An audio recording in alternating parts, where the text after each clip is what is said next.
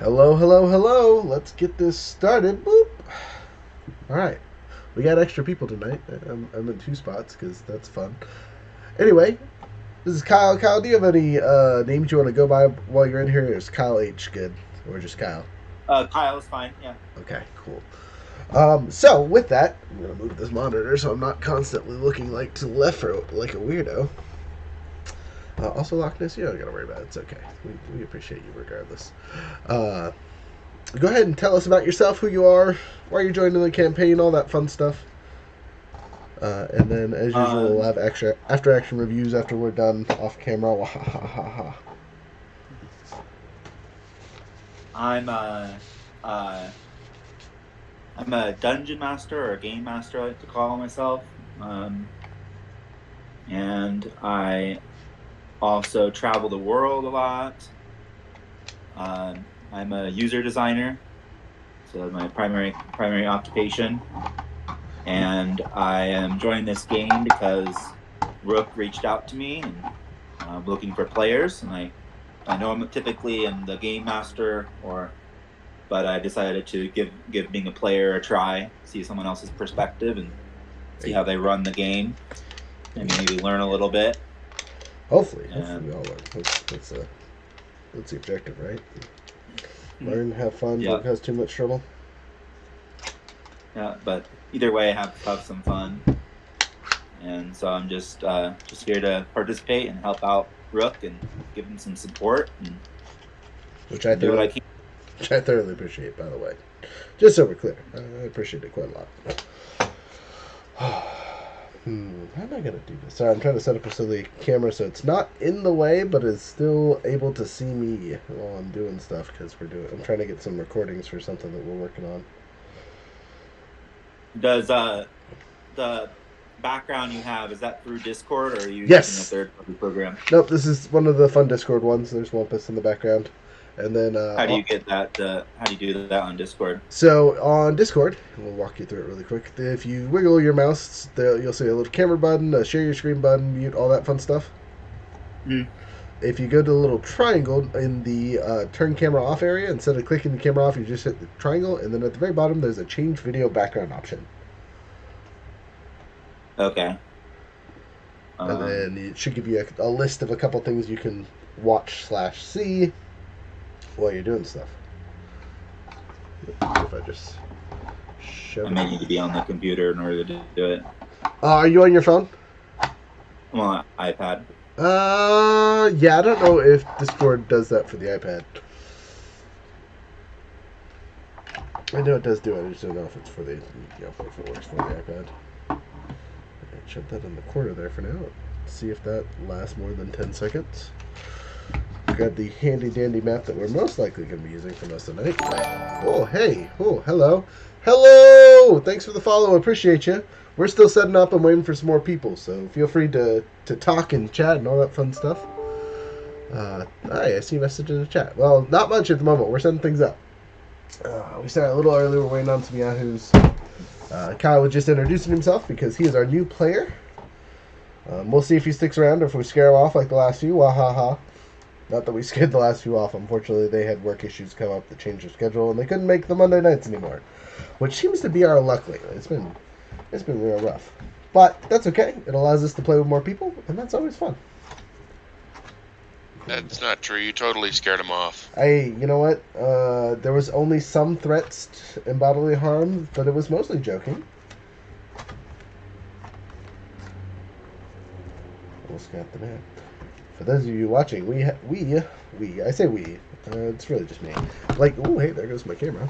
I like to use the Yarrow Studios maps. I don't know if you guys have seen these things. They're super cool, giant books that have square stuff. I know stuff isn't very descriptive, but square etchings, so it fits your minis and all that fun stuff. They're pretty variety filled, so it's really easy to find something that works for whatever the heck you're doing for the most part. Why? But for tonight, for whatever reason, aha! There's Coliseum. All right, Coliseum acquired. I'm sliding it into place, and let's see if I can scoot this up so it sees my face a little bit. It'll take a couple minutes of me talkie. Anyway, so with that, we're going to find you a mini while we're waiting for people. So I'm going to hold up a couple to the handy-dandy stuff. And while we're finding you a mini, you can go ahead and describe your character to us.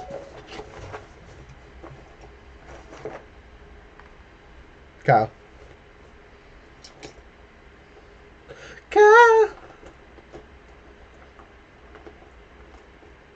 Do you, still muted. There you are. So we're finding you a mini. You want to describe your character to us so I can find one that's appropriate? I have an idea who it is, but the people watching might want to know.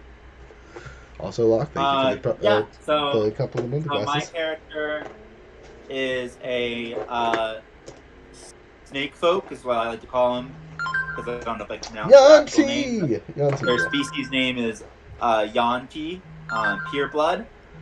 A pureblood Lanti, and she's like a female, and you can think like snake skin, snake teeth, very stereotypical humanoid snake-looking female, and she is a blood hunter, but not really typical vampire hunter, monster hunter, more a blood hunter because her race and her species, their entire existence, always hunted and killed other races. So they always had, every time they would find another race, they would hunt them and enslave them or kill them. So she's a hunter of all races, or her family was at least. But she changed her moral viewpoint and has gone good. But she's still neutral because she's not sure how to be good, because she's only known evil for her whole life. But she's attempting to try to be good and do the good thing. So she may do some bad stuff every now and then because she just doesn't know better. But she'll try to learn from the other players or whoever she's in a party with. Hey, that's all we can ask for. Yep. Okay. There's Fulgash. And so she's a dual wielding master. She is good at dueling with two weapons at once. And she has some spells. She's a poison master. She loves dealing with poison. She's great dealing with animals, and she can automatically use animal friendship on snakes. And so she's a master of snakes. Master of the bitey danger nobles. It's important. Yeah. I feel like she has an extra attack, so she can theoretically attack up to 3 times because of the offhand attack and the extra attack. And then... Okay, so I got 2 minis picked out for you currently. Now, if you don't like either, I'll take that back. I got 3 minis picked out for you currently. If you don't like any of them, we can pick something different. But for now, anything fine. So first one here is filter in the background's messing up, but it's a dragonborn, single-handed, kind of could be a female, kind of snaky. We have a literal Yanti, but it is more of the snake style version, and it is single-handing a weapon. Can you see that? Yeah, there we go. And then last but not least is this kind of Rocketeer, all the weapons, two-wieldy, yada yada. No, unfortunately, 2 of them aren't colored, but what are you thinking? That last one's good. The last one, okay. One best. Well, I like using colored ones for the models, and this one's very snaky. Oh, let's do that one. Okay. Good. And not quite the body I was imagining for her. She's more of a regular humanoid body, but that one's good representation. That's okay. It's close enough, right? You don't necessarily have to fit that to 2T. Okay, so we got 1 model, 2 model. We got Fulgash, who will be fighting. We got the zombie, who will be fighting. We should be... Oh, there he is. And then we got the Robot of Doom, which is joining us tonight. The only person we're quote-unquote missing is our Dragon Rider, who is still out in the forest trying to find his pants. Or whatever was happening to him the last time he was in the forest. He's been gone for several sessions, but that's okay. Alright, so, in the entrance of time, so we don't take forever, not that we're going very fast as is, we're going to get this next match going. So, Frozen, are you ready to go? Yes, just about. Okay, cool. Sorting out some stuff really quick. Okay, I mean, we can wait a minute. Again, Kyle can talk about his character a little bit. Well, I'm a big improver when it comes to GMing, so I like to keep my backstories short. I like to kind of develop them as the story progresses and as things happen in game. I'll come up with ideas for their backstory. So I usually kind of keep that short. So pretty much she was just kind of her family is underground. Her tribe, at least, because they're kind of hated by the Empire, as far as I understand. I don't know much about the main story of the game so far, but as I understand it, the Empire hates slavery, and so most likely the tribe would be hunted to death or underground or somewhere.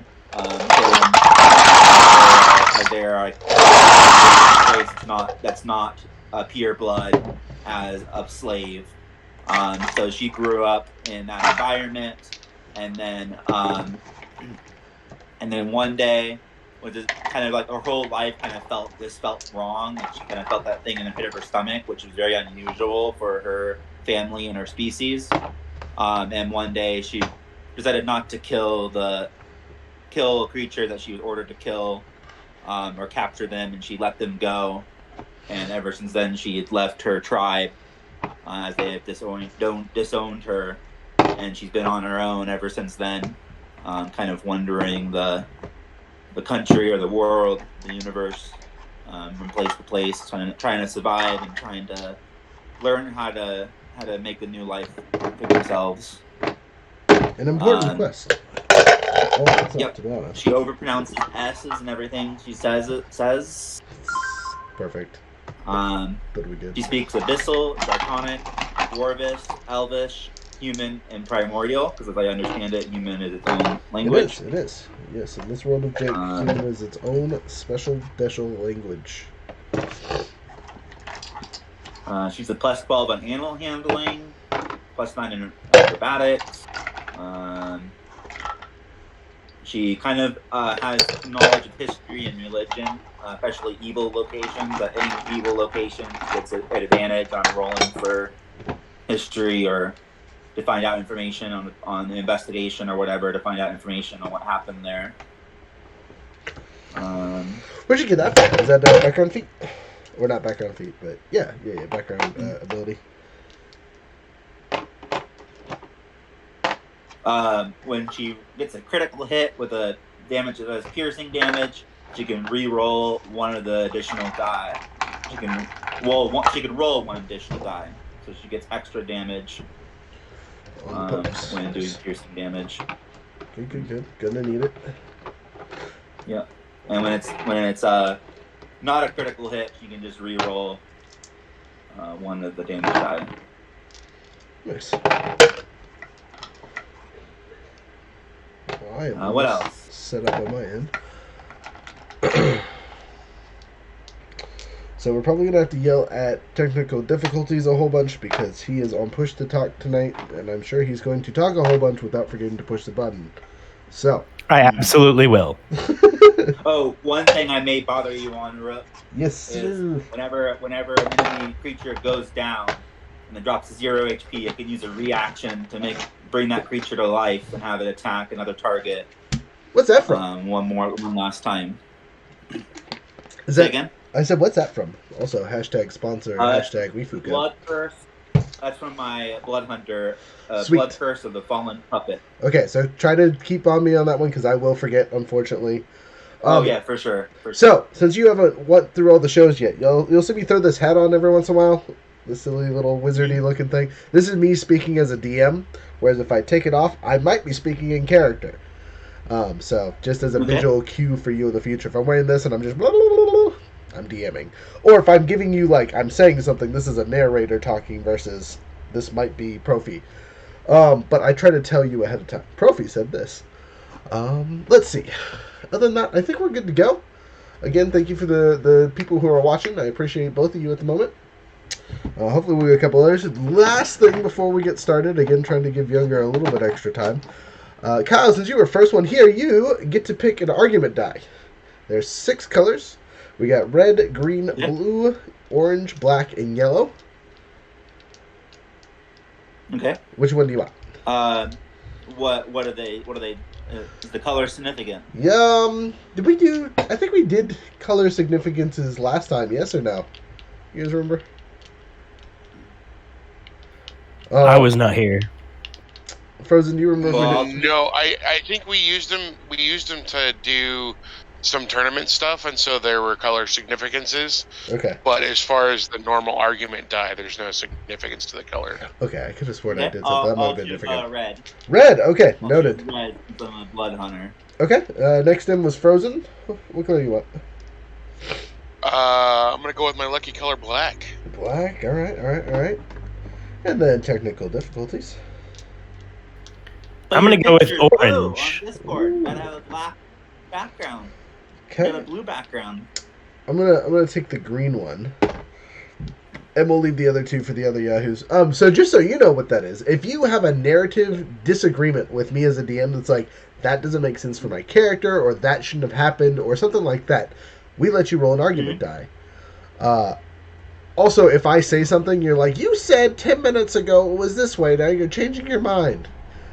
You can use an argument die, and we do basically rock, paper, scissors on the board where everyone can see it. Mm. And if you win, we change it to what it was, or whatever, like, is an appropriate change, or I make a change that is different than what I had said.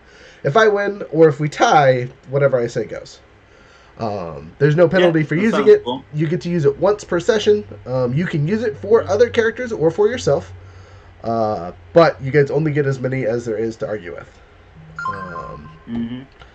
And we use it maybe once a session, but even then, that's not very often. Anyway. It's a great way to solve disputes without bringing the whole table to a standstill for 5 minutes. Yes, it is. Mm. Okay. At my table, I just go whatever I say goes. Yeah, well, sometimes I realize that I do say stuff for like a session or 2 ago. I was like, hey, this is what we said we did. And then people will remember, and I'll be like, nah, F that. That's not what I want to do now. I get a little strong-headed, and that keeps me on I'm the collaborativeness, Sounds like a good idea. So, I'm going to toss it up there for now. Let's pull up. You can't see this unless you're watching Twitch, so it's going to just be a lot of me talking. But let's pull up the thing. That's not what I want to pull up. Close. There we go. And then we want the Killstone Imperial Combat List. Bam! Look at all this. Wow, you can see half of it because of all of our fun stuff on the board. But that's fine. If I could find my mouse. Mouse, come back! Where are you? There it is. Okay, so we are still in the one-on-one combats. Currently, our next combat is Fulgash versus Black Linen Twin 1, which happens to be younger, our mummy, who is not here currently, but I'm still going to make you guys fight. Obviously, you and Younger decide that you're not fighting to the death, I assume, Frozen? Yes. Okay. I'm going to get you guys on the board. I'm going to flip the camera around really quick. Zoopity boop bop. Let me close this thing. Okay, I will warn you ahead of time. I was having technical difficulties with my So technical difficulties and everything froze. computer, so I'm on my phone tonight. I was absolutely not with your computer. I was very afraid. Alright, anyway, let me turn off the background so you guys can actually see the whole map. It's nice that I got Yeah, this that's a map. bit disturbing. Hey, look. It just covers up all my cords and stuff, okay? It did pretty good. Okay, I'm going to hide my phone down here out the way, but try and remember that I need it for things. Yeah, whatever, it's fine. So, here we go. Oh, wait, I should probably make this full screen so you guys can see it. Boop. There we go. How's that? Everyone see okay? Yes, no, maybe so. I can see. Okay, well, Yay. the combat begins as the crowd yells and screams, another team match! Hopefully they hurt each other! Ha ha ha! The warlock preps his spells and wiggles his hands mightily and says, Fulgash, you could just take a bow on this one and see what I can do against the almighty dark princess over there. Or whatever we want to call Esha.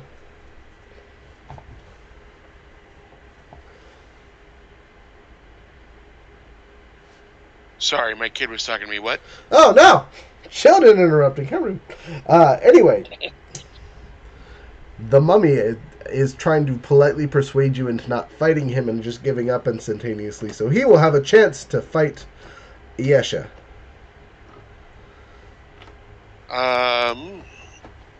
I must decline your offer, but I will extend the same to you.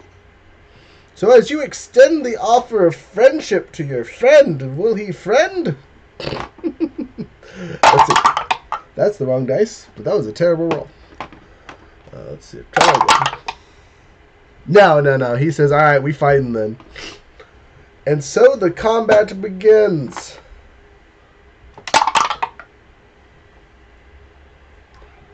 All right, roll your initiatives.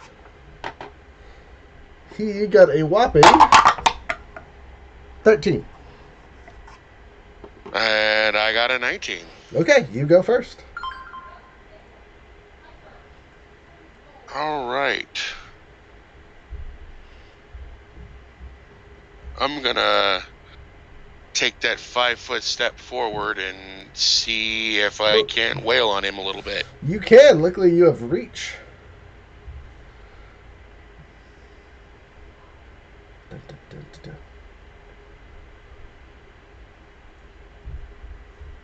All right. First attack is a 28. A 28, a solid blow. Second attack is a natural 20. Oh my gosh, come on. Be nice. And the last attack is 19. Yeah, I'm pretty sure his AC is like 17. So everything above a 17 you slap on, which I'm pretty sure was all of it, right? Sounds that way, yeah.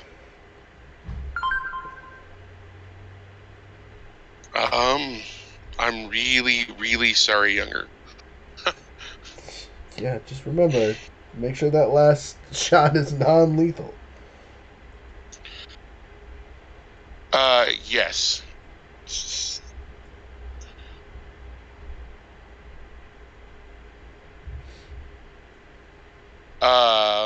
As I'm rolling the damage and putting out numbers, can I get a heads up? Yeah. Or do I just need to say it's all non-lethal? I would say just say it's all non-lethal because there's no penalty for saying it's non-lethal. Basically, you're just pointing out that you're not trying to kill him with these strikes, even if you're doing a ton of damage. I am not trying to kill him with these strikes, so...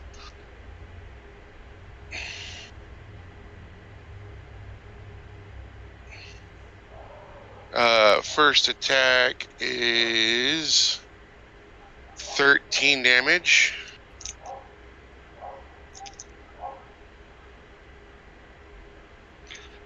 Second attack, this is the one that gets all sorts of extra die.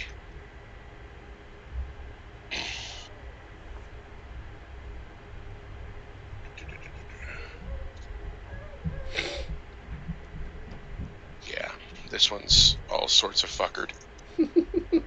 Get him.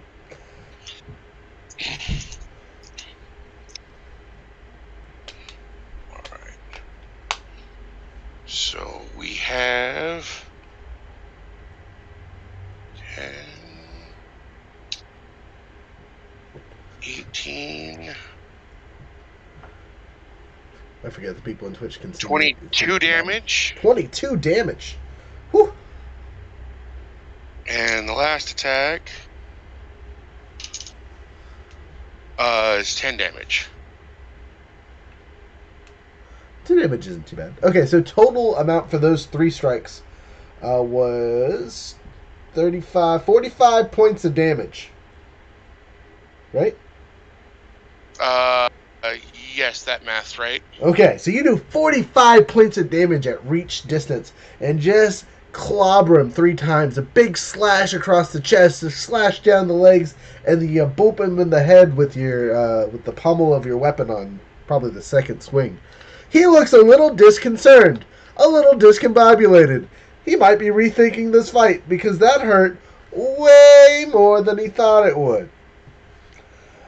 Anyway, with that, he curses at you a little bit and then takes a step forward so he can grab you. He moves forward his 5 feet, so he can actually touch you, which is funny because he's a warlock, and that's generally a bad choice.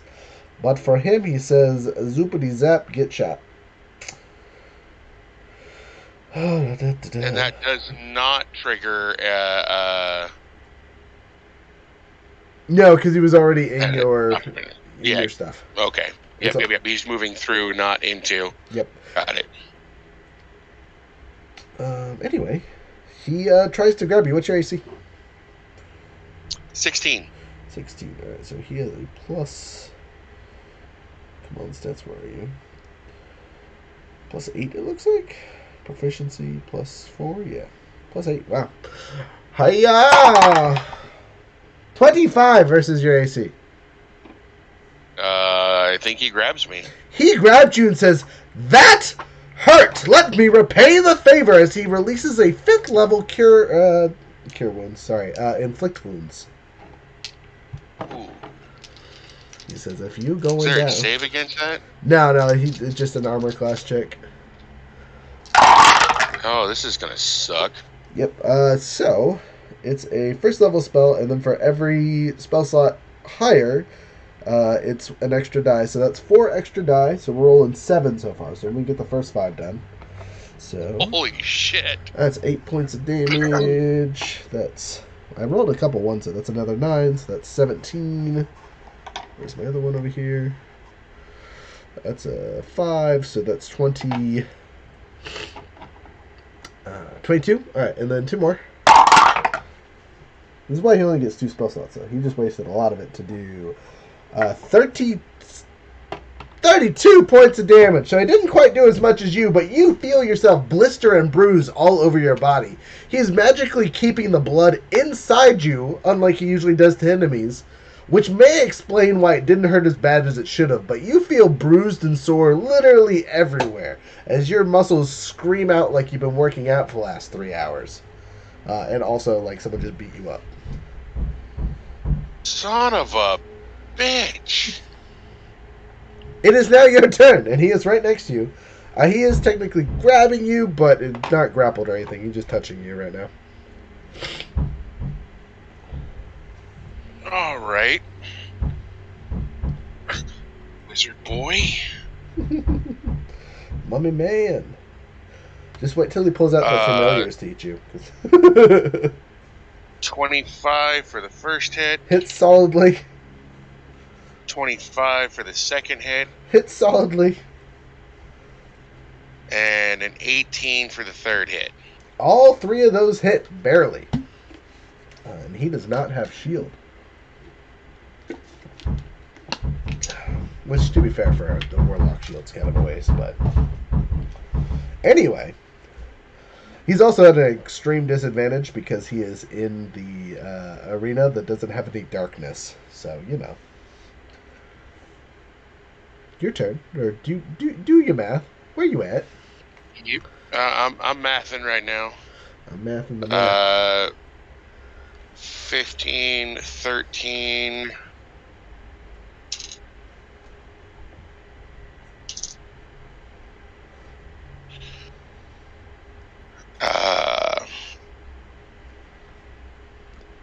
So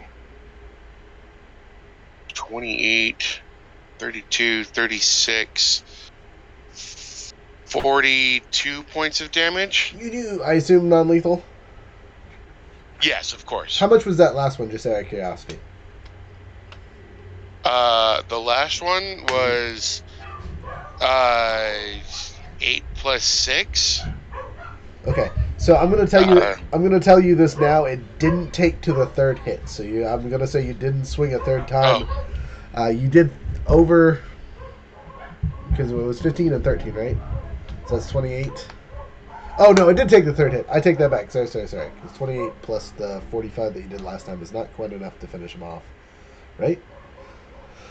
45 plus 28, 60... No, 73. So yeah, you wouldn't need the 3rd attack, because your 2nd swack with your pommel came around and just slapped him in the face, knocking him cold out.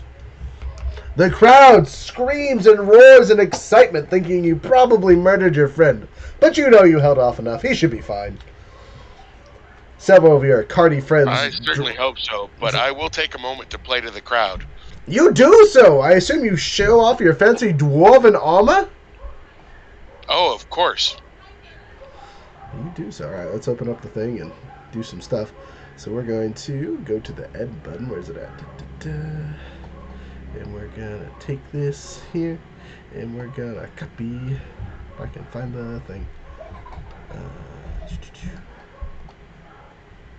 Copy, and we're going to do the word copy. There we go. And then we're going to paste in the final round. If I can find the paste. Where are you?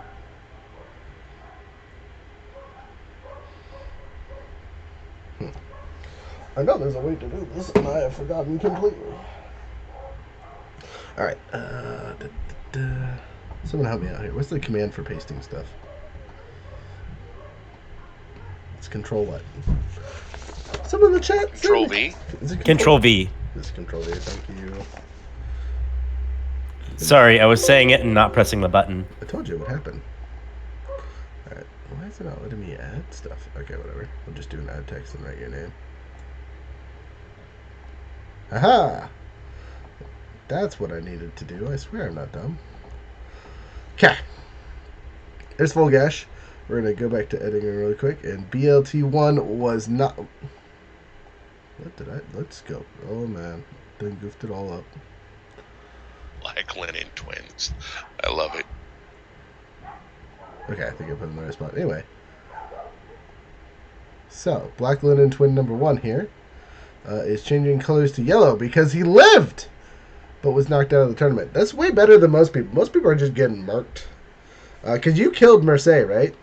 No, Mercedes was our friend, right? So he was also just knocked out. Yeah. The only person I killed was that first one, and I didn't actually mean to kill him. Just marked him so hard. All right, so now we got Essia and Turban. So if you guys will remember, Turban is a fighter, and Essa is a druid, which is a super rare class to see here. And I'm just going to narrately describe this one because it's an NPC stuff. And I'm going to roll some rock, paper, scissors on the table for you guys to see because, you know, that's probably more... What is going on with my background face? Like, oh my god, Twitch, hello. Anyway, let me switch back over to the main screen here. Oop. Or roll it on the table so you can see my handy-dandy dice rolling. They tied. So as they clash at the beginning, she has easily fought most of her opponents off. But instead, this time, Turban is holding his ground and not getting close. He's firing his gun from a distance. He seems to be smart. They trade blows, but no decisive victor is conceded for the first bit.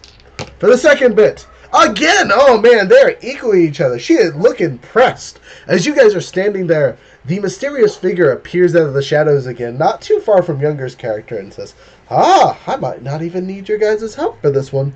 She seems to be having issues all on her own. Would you like to make a wager?" He points at, I guess Fulgash is the only one technically over there right now.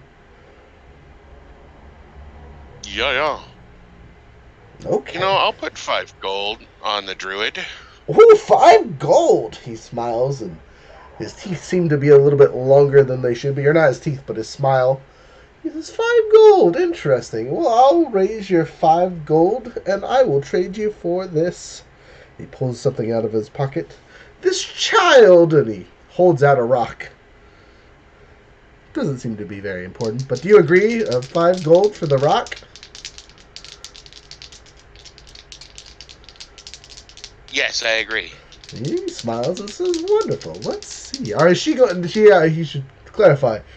Is Turban going to win, or do you have your faith in the Elsa child?" Yessa. Sorry, Yessa. I'm saying your name wrong. Yessa. I vote for Yessa. Okay, here she goes. Good call. Yeah, Rock beats Scissors, unfortunately. So, as he smiles and hands you his rock and says, "Keep that safe," and disappears into the shadows yet again, you happen to turn back as he's doing so, and notice that Ayesa has grabbed her opponent by the head using what looks to be a spiritual pincer that came out of nowhere, and it grabs Turban by the throat and is holding him tightly. Now, let's see if she kills him or not, because he is obviously just worn out and being held up in the air by this thing. You missed most of the fight while talking to the mysterious man. She lets him live! Barely. She sets him down on the ground, and he is clearly an opponent she wishes to fight later.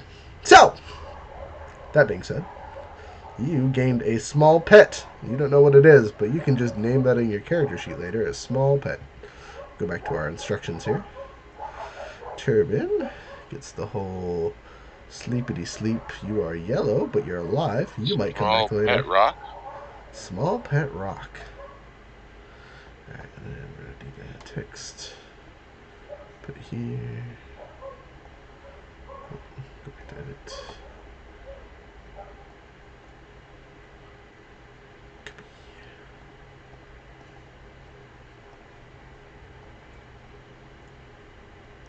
Paste. Alright, now for the final round of this tournament. I need to get a character token out for Yessa. Give me a second, sorry.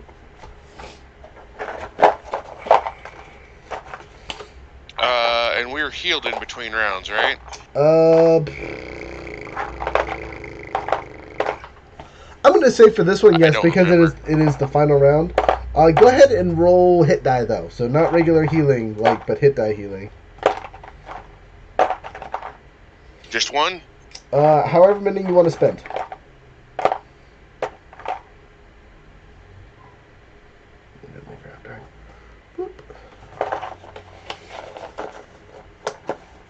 Okay, got it out. So let's go back to the thing here. Hiya!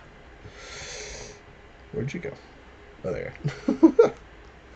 Okay. As you strut onto the field after taking a small rest, how well did you heal? I healed 29 points. Okay, I mean that's not the worst, but you only had an hour worth of fighting. I'm gonna see how injured she is by comparison. Let's see how much healing she got back. Percentile die. Oh wow, she didn't get much back. She still looks pretty goofed up from the last fight. You have a strong chance here of pulling this off. Anyway, remember this. So before the fight starts, you guys are given a minute to discuss the combat terms if you guys want to go to the death, or if you are here to just go to blows until someone gives up.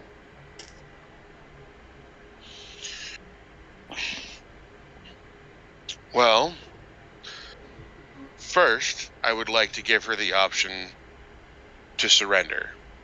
Yield now and walk away. You can do that and make any checks you want, but as soon as those words exit your mouth, you feel a tremor of something tickling your spine that you have probably not felt in quite some time. The first time you were on the battlefield, the first time you saw a monster face to face, all those descriptors hit when she looks at you right in the eyes and laughs. Her presence is almost suffocating.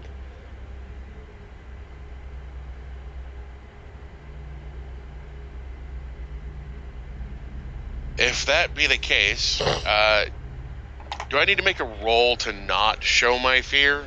Sure, you can make a roll to not It show your is fear. one of my it is one of my traits to not be able to show fear. Yeah. Go ahead and roll for it. Let's see if this breaks your character for a little bit. All right. Rolling a d20. Any particular check in general, or just a straight d20 roll? Oh, this would probably be a wisdom save? Probably a wisdom save. Oh, go figure.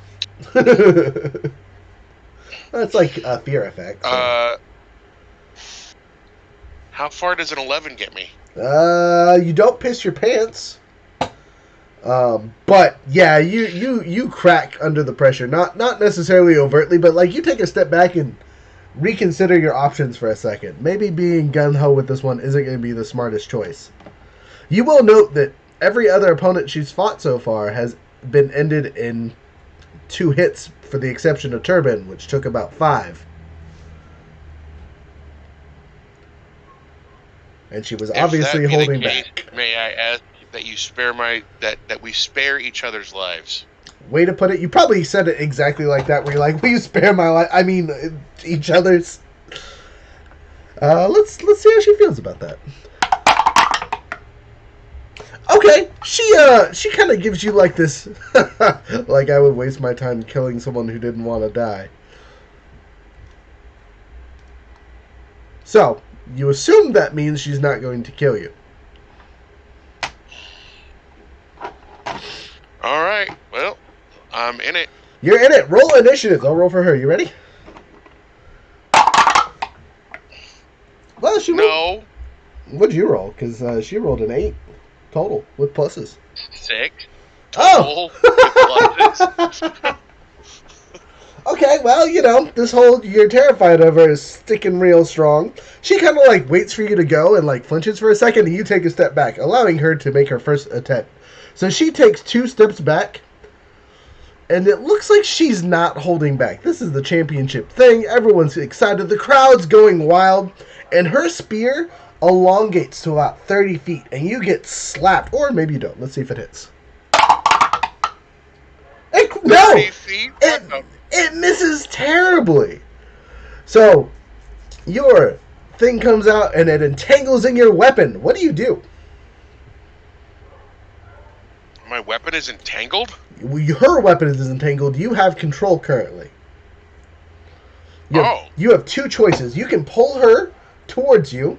You could try to disarm her weapon. Or you could throw your weapon at her and you know it will have some... What's the best term for this? It'll have some force behind it because she's pulling the weapon towards her currently, trying to get it off yours. I'm actually going to attempt to pull her towards me. You do so easily. Go ahead and roll me a D6. D6. All right. Come on, baby. Don't fail me. 5. You roll a 5. So 1, 2, 3, 4, 5. So you pull her so far that she falls past you and goes prone on the ground. Oh, and she's prone? Oh. It's your turn. That means I get to roll with advantage, right? Yeah, well, if you're attacking her on the ground, I assume so. Oh, shit. So as you do so, the crowd goes wild. What a starting opening. You flinch, she threw an attack, and you just, ha-ha, I needed her almost 30 feet. All right. She's getting just a full barrage, not even pulling superiority die, just going to try to fuck this bitch up. I would throw some superiority die to add some damage, but that's just me.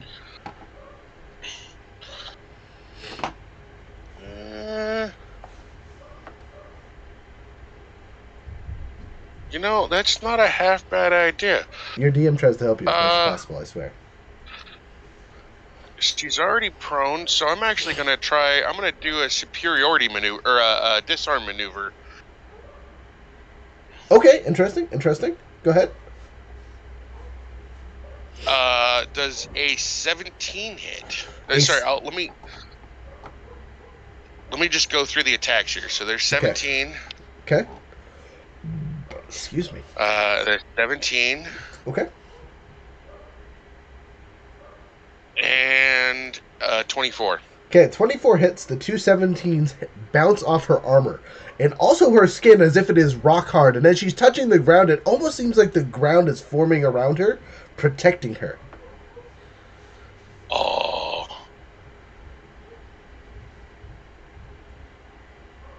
I made all those rolls without advantage. Well, remake them then. Yeah, goose. Just roll 3 more. Take the higher of the 2. I won't cry. All right, so there's 21. Okay. 26. Okay.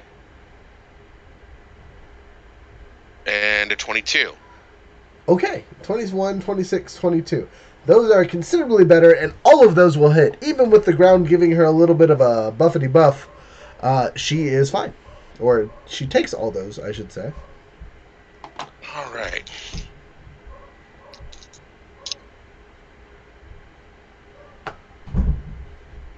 $16. 16.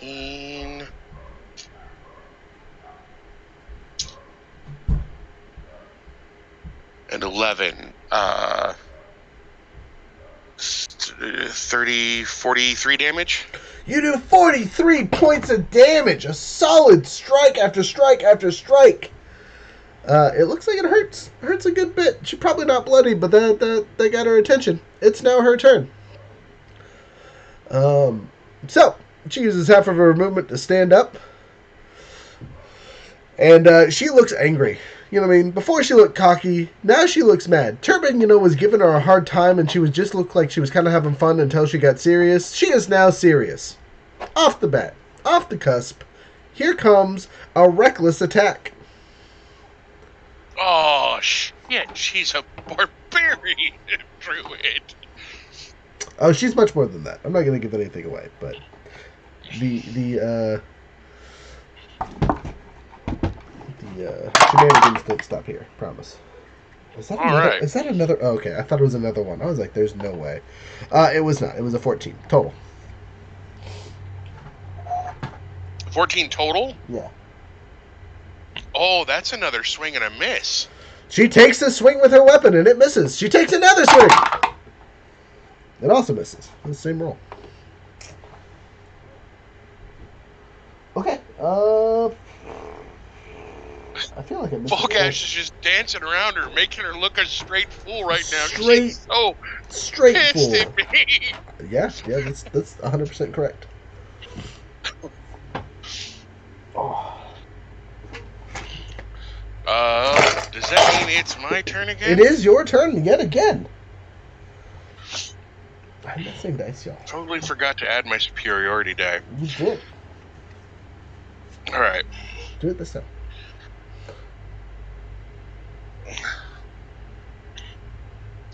It's because I have too many features. I'm not used to using them all. That's not my fault. It's not. It's totally mine. Alright, we're going to roll our attacks here. We got a 22. A solid swack. We got a 12. That's a mess. And we got a 25. Oh, that's a hit. You're rolling above these 20s, so you gotta calm down with your plus 26 or whatever it is.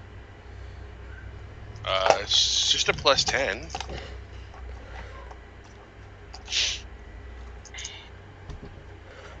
I swear I'm missing dice over here. I'm a little annoyed because I thought I picked them up earlier this week, but I think my boy got into them again.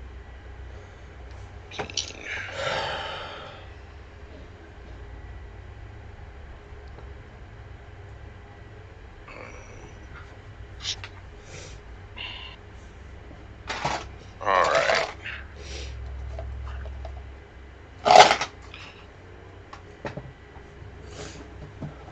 So...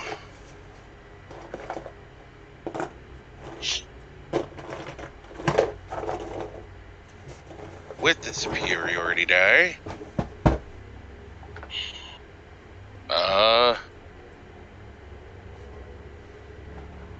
12 and 13 is... 25? 25? Yep. And she needs to make a strength save. Okay. She succeeds by far. 16 plus pluses. Oh, yeah, no.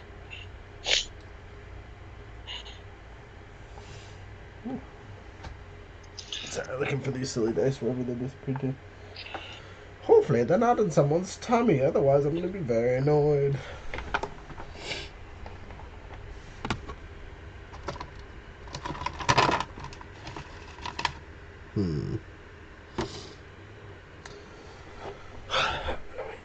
Wait, I'll find it later. That's not the end of the world.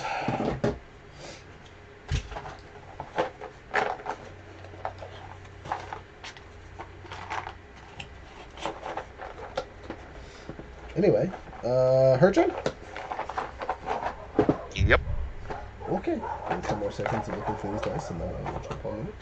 Okay, so as you have clobbered into her 2 solid times, now not that the second was as good as the first, it was still good though. She will angrily yell something in a language you probably don't understand. Go ahead and make a perception check off the cusp. I know Common, Orc, and Dwarven, so... Alright, perception checks for something different. Unless you want... Actually, I take that back. Sorry, what's your passive perception? How do I calculate that again? That's 10 plus your perception check. Passive is 15. Okay, so with the 15, you're able to catch out of the corner of your eye that blinky man that keeps misting in from nowhere. He reappears for a second and seems to be watching intently. You also note he's standing not too far from Profi. He's creeping me out a little bit. Not gonna lie. So, she makes her attacks. The first one. That's a 2. Holy heck.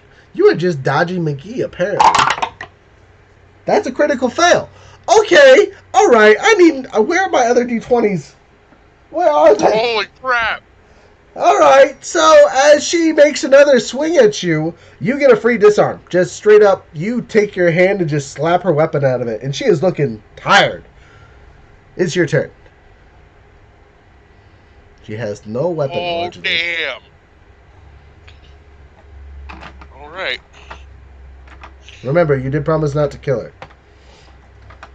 I did promise not to kill her. Is she looking that bad?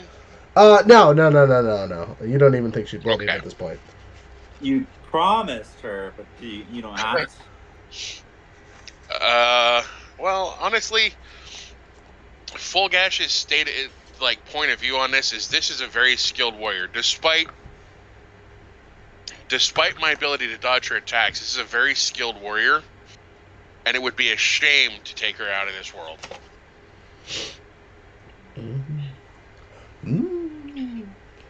Well, first attack is a 13. Second attack is a 22. Okay, that hits. First one misses. And a 26. Solid set of slacks, for sure.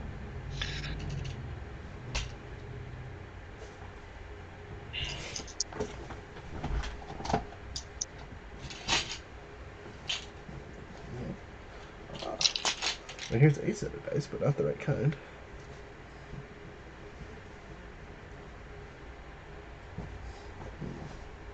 $18.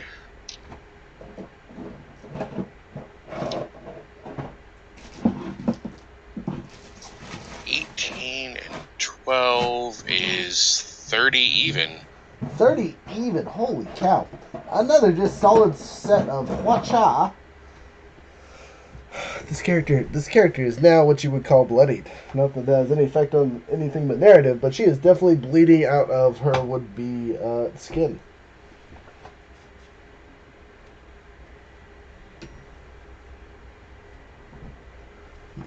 I know it's around here somewhere. Free action to talk, right? Yeah, of course.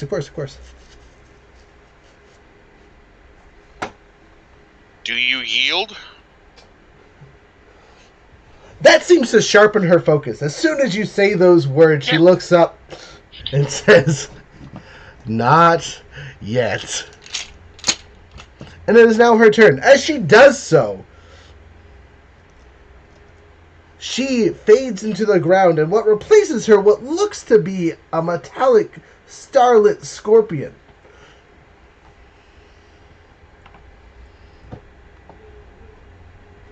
The hell? Its stinger matches the stinger you saw kill Hamlet, and its claws look like the ones that were choking Taliban to death. It takes 2 strikes at you. The first one is an 18. The second one is an 18 plus pluses. So you are grappled, and you are being crushed to death, just like Turban was. Take. Oh, this is going to hurt. 10, 20, 25 points of crushing damage. It's not as bad as it could be, to be honest. 25 points? Yep. You are currently grappled. and restrained, so you can't move because it's holding you.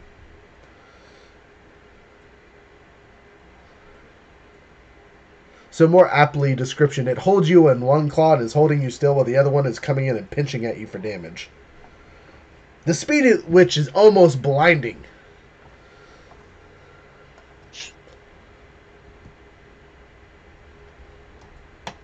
It's your All turn. right. What would you like to do?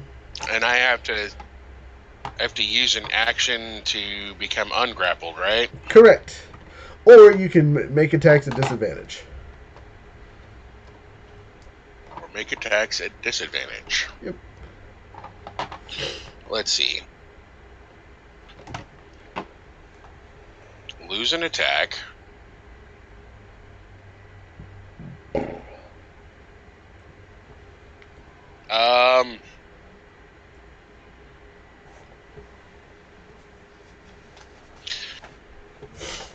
You might not be able to tell me, and that's totally okay. But what is the likelihood of me being able to escape the grapple? Your character feels like if he tries hard enough, he could escape. These claws feel very physical. They do not feel like a spell or something. I will attempt to escape the grapple. Okay, go ahead. Make a strength check, and I'll make an opposing check. Well, you have a pretty good chance. That was a pretty trash tier roll. That is a 24. Oh, solid escape. All right. This might be the time to burst out that action surge there, buddy. Yeah, this is definitely time to burst out that action surge. Wait, where's my... Alright, I'm listening. I'm going to burn my action surge and take a full set of attacks. Swap. Okay, roll it.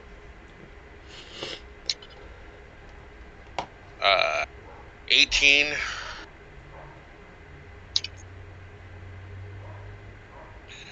That's a natural 20. That's a critical.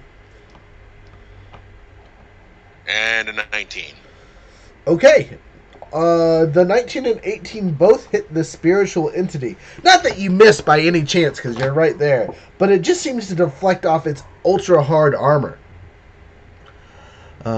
The natural 20 does hit, though, and as you hit, you can see a crack. Go ahead and roll your thing, and we'll do our story bit after you give me how much damage you do.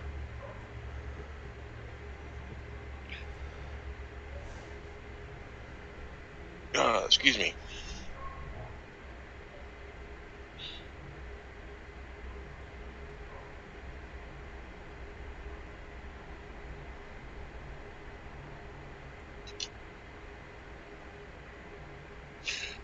All right. Sorry, trying to math now. It's all good.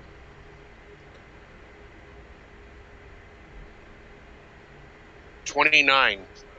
You do 29 points of damage on the critical. As you bash into the thing with just about everything you got, the scorpion looks like it is not doing so hot. Like that hurt a lot. It seems to be dazed, as if you hit something vital. Being dazed gives it only one attack, so it's only going to try and grab you this time. 15. Misses, right? Mm-hmm. Okay, 15 misses.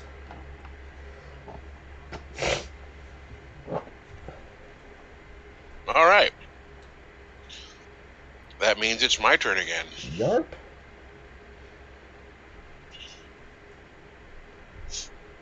26.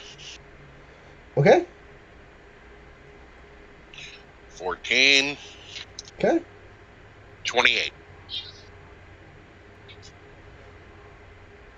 What roll, sir? All right, two of the three of those hit. So both of your main attacks hit, but your offhand yada yada does not. All right.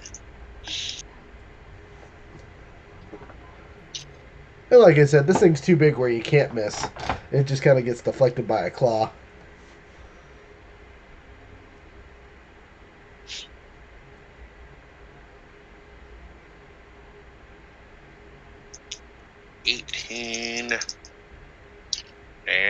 and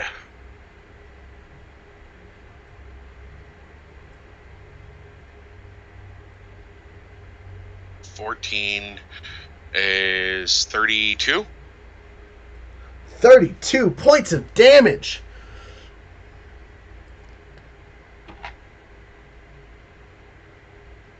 Yessa returns from the spiritualesque of her scorpion and looks shocked. Thoroughly. Anything else on your turn? Nope. I'm pretty much done talking and just trying to focus on not dying. Okay. As she goes over and picks up her spear that was on the ground, she attacks you. Yeah. It seems like her strength is drained, as if transforming back and forth has deleted her powers and whatnot. Or I shouldn't say deleted, but definitely weakened her after coming back. She missed? Missed terribly twice. She's taking pokes at you with the spear and just is barely standing up. Alright, I'm gonna use my riposte maneuver. Okay. Which lets me use a reaction when missed by melee attack to make a melee attack back and deal superiority die extra damage. Roll it.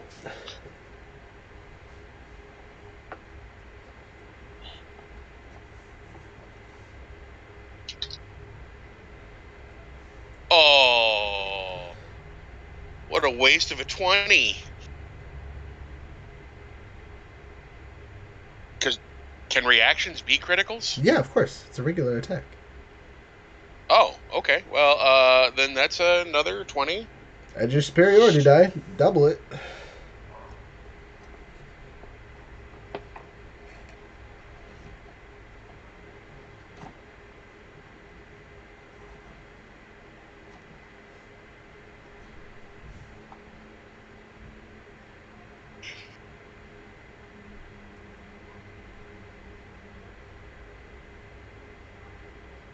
Oh, math is so hard.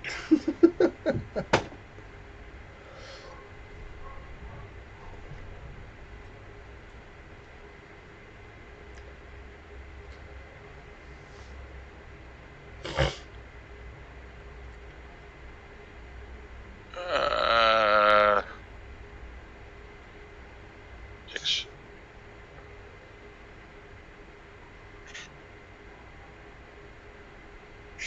Yeah, I might have just 26, 27 plus 6 is 33 plus 9 is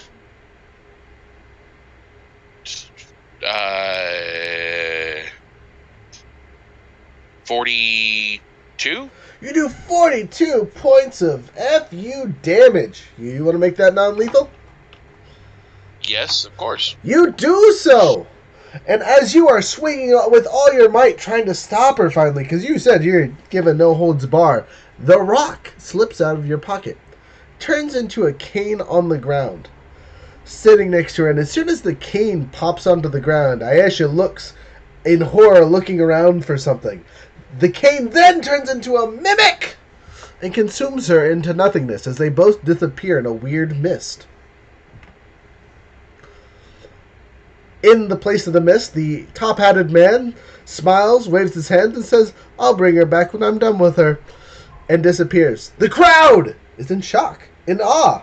They have no idea what just happened. Just like everyone else here. That made 0 sense to 0 people.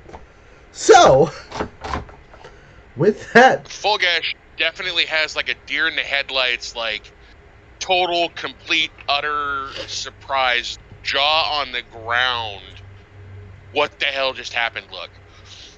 You do so, and it is what it is. The crowd goes wild, you win! You'll be talking to the announcer in a second, but let me pull up the handy-dandy stuff over here. So... I mean... I'll like shockingly raise my arm and make sure that the Dwarven Master's sign is seen, but like I'm still in shock. You as one should be. That was very odd to say the least. But on our thing here, congratulations, you are the winner. We'll get to prizes in a bit. But you get pulled off the field. So let me jump down to our talking contest because we totally forgot about that. That was what, 2 fights? So we got Angel going against Mulata. Yep.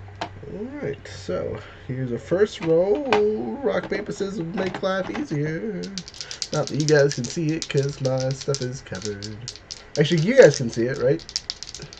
You see my hand? Yes. Alright, so it looks like Angel beat. Alright. So we go here. We do the add text. Maria. Or actually, sorry.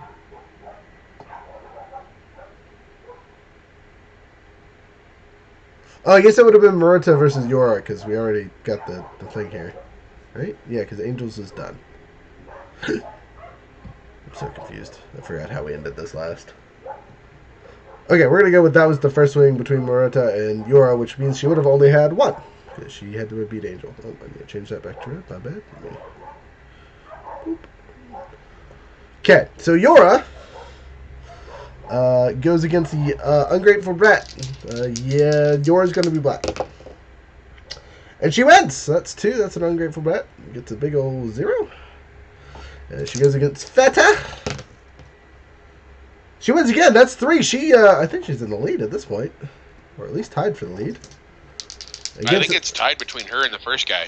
Okay, well, at that point, we're going to stop for a little bit. We'll go on for the rest of those for the regular fight. So, they introduced the teams. So, we have the Royal Guards the Bane. teams were fighting the next day. Holy crap. Yeah, they will. So, I'm going to do some time travel-y silliness / roleplay stuff. So, let me minimize that. But, the first day of the tournament concedes finally, with a winner being our friend. Everyone is buying you drinks at the bar and all these other things. First things first, a very scary man enters the bar. You recognize him immediately as your handy-dandy friend, the robot. But everyone else is shocked and concerned, and they all look a horde. What do you do? Perfect just seems to like, oh good, he's alive. How many drinks have I had at this point? Roll a d12.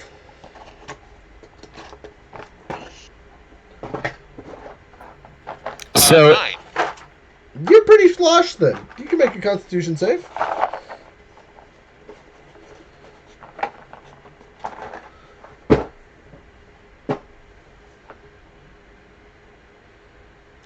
Con save, friend. 18. You're good. Okay. Anyway, scary man, what do you say? First of all, am I in full scary form, or do I have my cloak on concealing myself? Yeah, definitely that. You're still a giant robot-looking thing. It's not like the cloak completely conceals your grossness. Also, I'm gonna. It wraps around me. It wraps around me and covers me up. Okay. Covers you up enough. All right, I'm gonna switch back to my cam so you guys can see my beautiful face. Turn the camera off. Turn the What was your camera character's off. My name again? I'm character's so name sorry. is Fodder. Okay, that's what I thought. As in cannon fodder. Cannon fodder.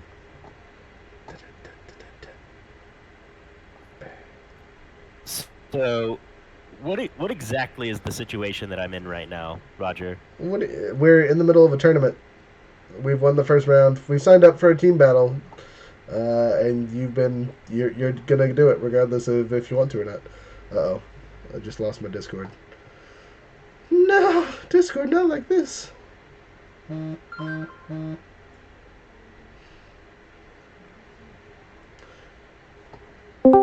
Excuse me while I have some technical difficulties.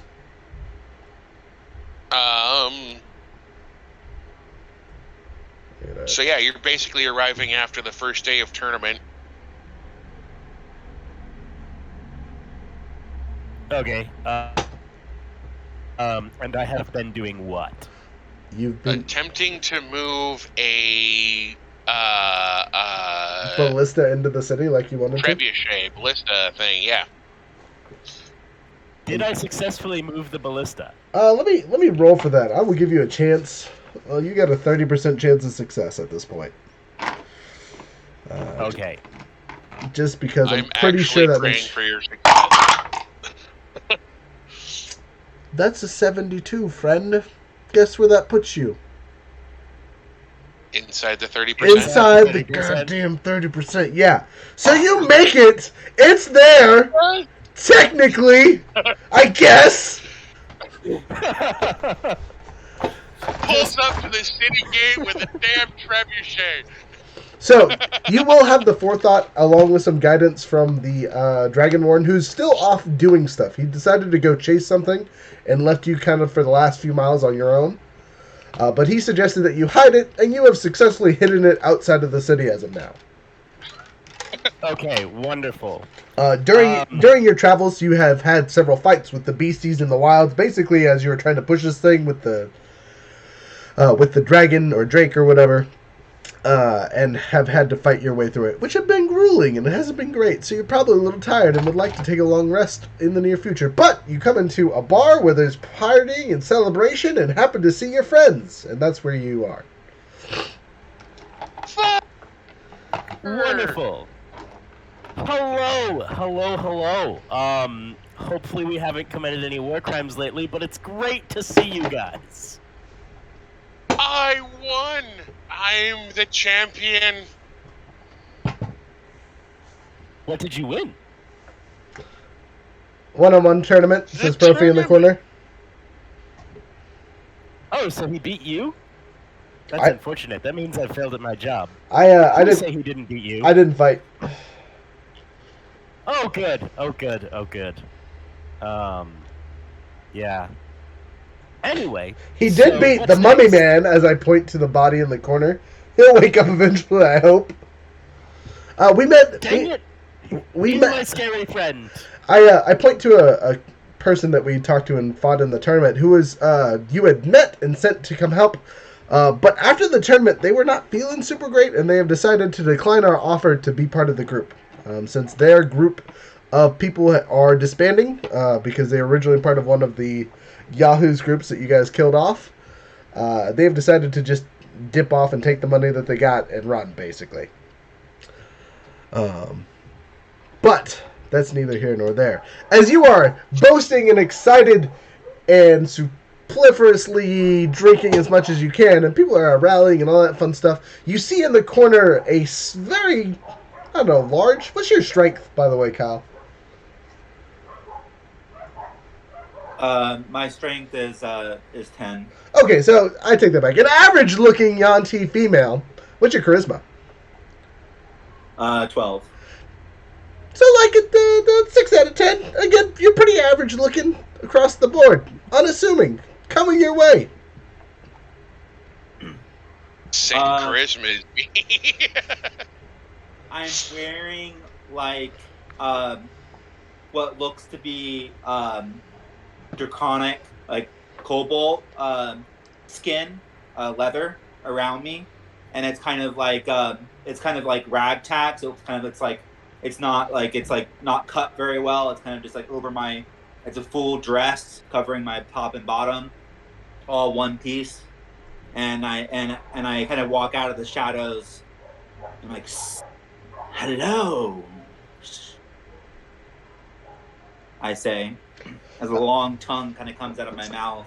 Looks like a snake tongue. As a DM segue for you to understand what your character is trying to do here, you were on Iesh's team. And since she was resoundingly beat by this man, you have decided that he's probably a strong bet to try and get attached to. Because you would still like to be part of the tournament, but the rest of your team has decided to take the money that she paid you guys and leave. Okay, yeah, I remember that. Okay. And the tournament just for money, right? Is there any other motivation? Yes. So the tournament gets you a job in the Wildlands. You will be defending an Imperial noble. You guys don't know who it is. And first place on the one-on-one guarantees a spot. The team fight, if you do well, you could also guarantee a spot. Okay. So basically the top 3 one-on-one fighters got invited. So you'll see Turbin again, because he was definitely top 3. I may have kind of surprised you guys and us coming out of the shadows and kind of come over quick because I have a 20 dexterity, so I kind of come over quick to you guys. Are you trying? Kind of maybe are kind of. Are you trying? Your personal space a little bit. So what's your natural stealth then? So 10 plus your stealth. My natural stealth is +6. So you have a 16 passive stealth. Yeah. So holy, just right up to him without pretty much anyone noticing unless you want to be seen. And a +10 sleight of hand, so a natural 20 sleight of hand. You can just steal keys with no regards. So I kind of maybe in your personal space a little bit, and you can kind of smell my breath. It's not very well taken care of. It kind of smells of blood and death a little bit. And I'm going, I seem like I'm in need of a new team. You seem like you're in need of a drink. I agree. Somebody buy this person a drink for me. A drink? Why do I need a drink? I'm not thirsty. Oh man, Because I rolled a 12 on the D12 roll. I am really happy to have Scary Snake Person on the team. I'm on board. Just full disclosure, Fulgash is totally enjoying being inebriated and just enjoying his win here. So, Is drinking a good moral action? If it's good, then I will drink with you. Profi says, Well, yes, drinking is tonight always for sure. good. when you drink, you sleep. When you sleep, you do not do bad thing. So I don't drinking think I must can be get- good thing. I have immunity to poison, so I don't think I can get intoxicated. So You can drink with because us and then we can knock you out. It works great. so you have immunity to poisons. Yeah, I guess it would make getting a Yanti relatively hard to do. Yeah. If you can, alcohol is typically a poison, but it doesn't have to be in the game. Yeah, I mean that's how we played a lot of times. That's why high level paladins and clerics can't get goofed up. Yeah. Which makes Communion It's like- line all the more funny. So it's like I'm kind of confused about this drink. I just think you're talking about water or something. I'm not really sure. And if you hand me a drink, I kind of just drink it like it's water, and I'm like, oh, this is interesting. I don't know why you'd want to drink this. I kind of spit it out a little bit because of the taste. I'm like, ugh. Profi looks Artie over and Val. just shaking his head. Inappropriate. So as you guys introduce and interquate yourself, I'm gonna yada pass this really quick. Kyle, what's your character's name? Seve Cell Sensei, but you can call her Cell for short. Cell. Okay, so thank you. Oh, thank God. Younger's character has a name. We have yet to use it because it is 26 syllables. So anyway, Cell. You can gather from just the basic information and talking throughout the night that they're happy to have you on. We'll add your name to the sheet tomorrow morning before the round starts as a replacement for the person that we just lost. Nice way to add it in the chat, Barry. I like it. But you will notice that it seems like this group of yahoos is gravitating around the young, noble-y looking dude in the corner. You know what I mean? What's the best way to describe Profi? How would you guys describe Profi? What's Profi look like to you?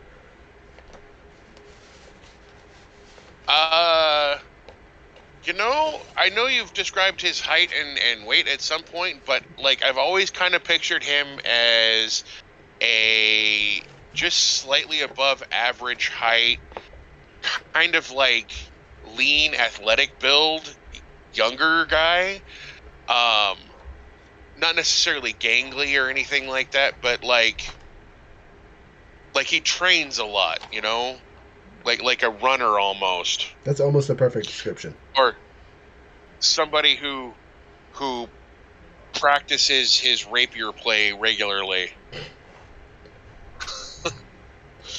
So, he has relatively pale tan skin. I know that sounds silly, but that's the best descriptor for it. It's like a super light hue, but it's there. He has white hair. Why do I have white hair? That's so weird. That kind of matches the skin. Looks like he bleached it or something is kind of the color of white that it is.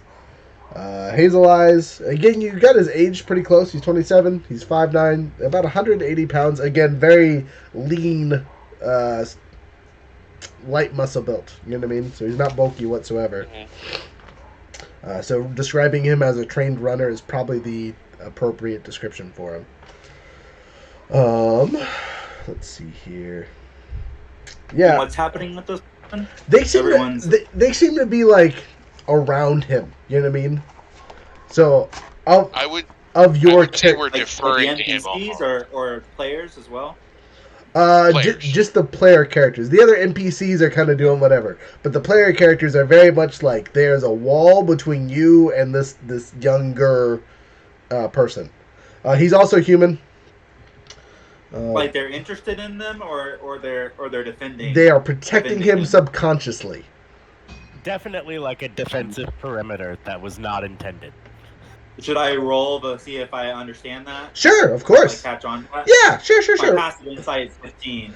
You can roll for it too. Sure. If your passive insight's low. Do you do insight rolls publicly, or do you do them privately? No, go ahead. So if I need to tell you something privately, I will message you. I got a 15 plus 5, so 20. Yeah, okay, so there's something up with this kid. You don't really know who he is technically, but they're definitely like, these feel like bodyguards, even though they're not dressed like bodyguards, is the best way that you've seen to describe it before. You've seen people act like this around important people before. The kid is important. But do they seem forced to do this, or do they seem like they're just there, and they have naturally, unassumingly defended this person. Like they don't know that they're doing it? Yeah, like it's almost subconsciously, like they've been doing it for a while without thinking about it. I might accidentally assume it as slavery, like involuntary slavery. So I would whisper to one of the players. What's your guys' characters' names? So Fodder is the robot, and Fulgash is the half orc. And there's also a mummy body on the ground just chilling. I'll go to Fulgash and I'll whisper in Fulgash's ears, pronounce like holding my S's a lot, and be like, "Are you being forced against your will to defend this person?" That question might actually sober me up right away. Okay. I mean, you make a constitution check for that. So you passed your last con check and you were just enjoying yourself. So yeah, if something triggers your fight or flight, you were sober instantaneously, ready to go. Yeah, I stiffen and take another step in between Cell and Trophy. You do so? No, we're not here by force, and if you mean him any harm, I will have to hurt you. So I don't mean anybody harms where I can avoid it. It just seems like you are unconsciously protecting him. Yes. I imagine we were. So, unlike you who was whispering quietly into Fulgash's ear, Fulgash's response was very much full volume. Whether he meant it to be or not, about 10 people in the bar look and turn at the conversation now as if they're ready. You can feel the pressure from the eyes of all the people. What would you like to do? I kind of back off and I'm like, if this is what's morally normal for all of you, then I have no objections. I was just pointing out what I thought might be morally wrong. I wasn't sure. And I would like to, I guess, roll persuasion. Do so. To try to de-escalate the room. I got an at 1. Oh no. So can I step in here as the character and possibly save the situation? So as you try to get away, right? You passively, I'm really not here to hurt anybody. All your weapons fall off you. Like you had daggers in your pockets, or what kind of weapons do you carry on you usually? I have two short swords and a crossbow and bolts. So as you do so, several of your bolts fall off your like hand pockets or whatever for quick loading. You'd have some other stuff that just like all your weapons just fall off, and you're like, I'm not here to hurt people. I swear. I don't know how you guys want to take that as he just disarmed or just showed you he had a ton of weapons on him. Your choice. Judging by the fact that you have apparently no control over your weapons, I'm inclined to believe you. That being said, this is our employer, and we protect him. Can you use those? Use what? I say gesturing to the weapons. To me? Yes. As you drop all the weapons, I just point at them and can you use those? Can I use I say I'm thoroughly trained in melee combat. Oh, good. But I have no use to use it against you, my new company. Oh, we're your new company. Great! He's already part of the team, guys. Wonderful. I'm okay with it, but don't we need to clear it with the boss? So I think you guys missed my yada yada, where you guys have been talking for several minutes already, and he has already explained that he would like to join your group. I think I missed that as well. Yeah, I think we did.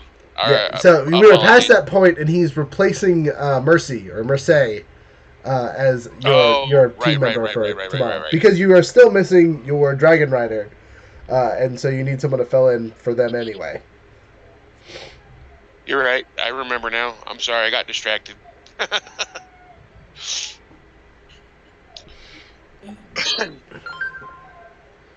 So I just saw your message on the thing. My bad. You gotta keep an eye on that in the corner. Tonight is not about working. We're about enjoying ourselves. We're celebrating a victory.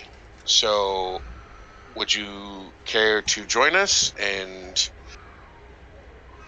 I don't know exactly what my character would say, but like I feel like my character would be uncomfortable with just relaxing and having fun. Like they've never really done it before. Like it's not something they're used to. They're kind of just apprehensive, and they're like, "What is relaxing?"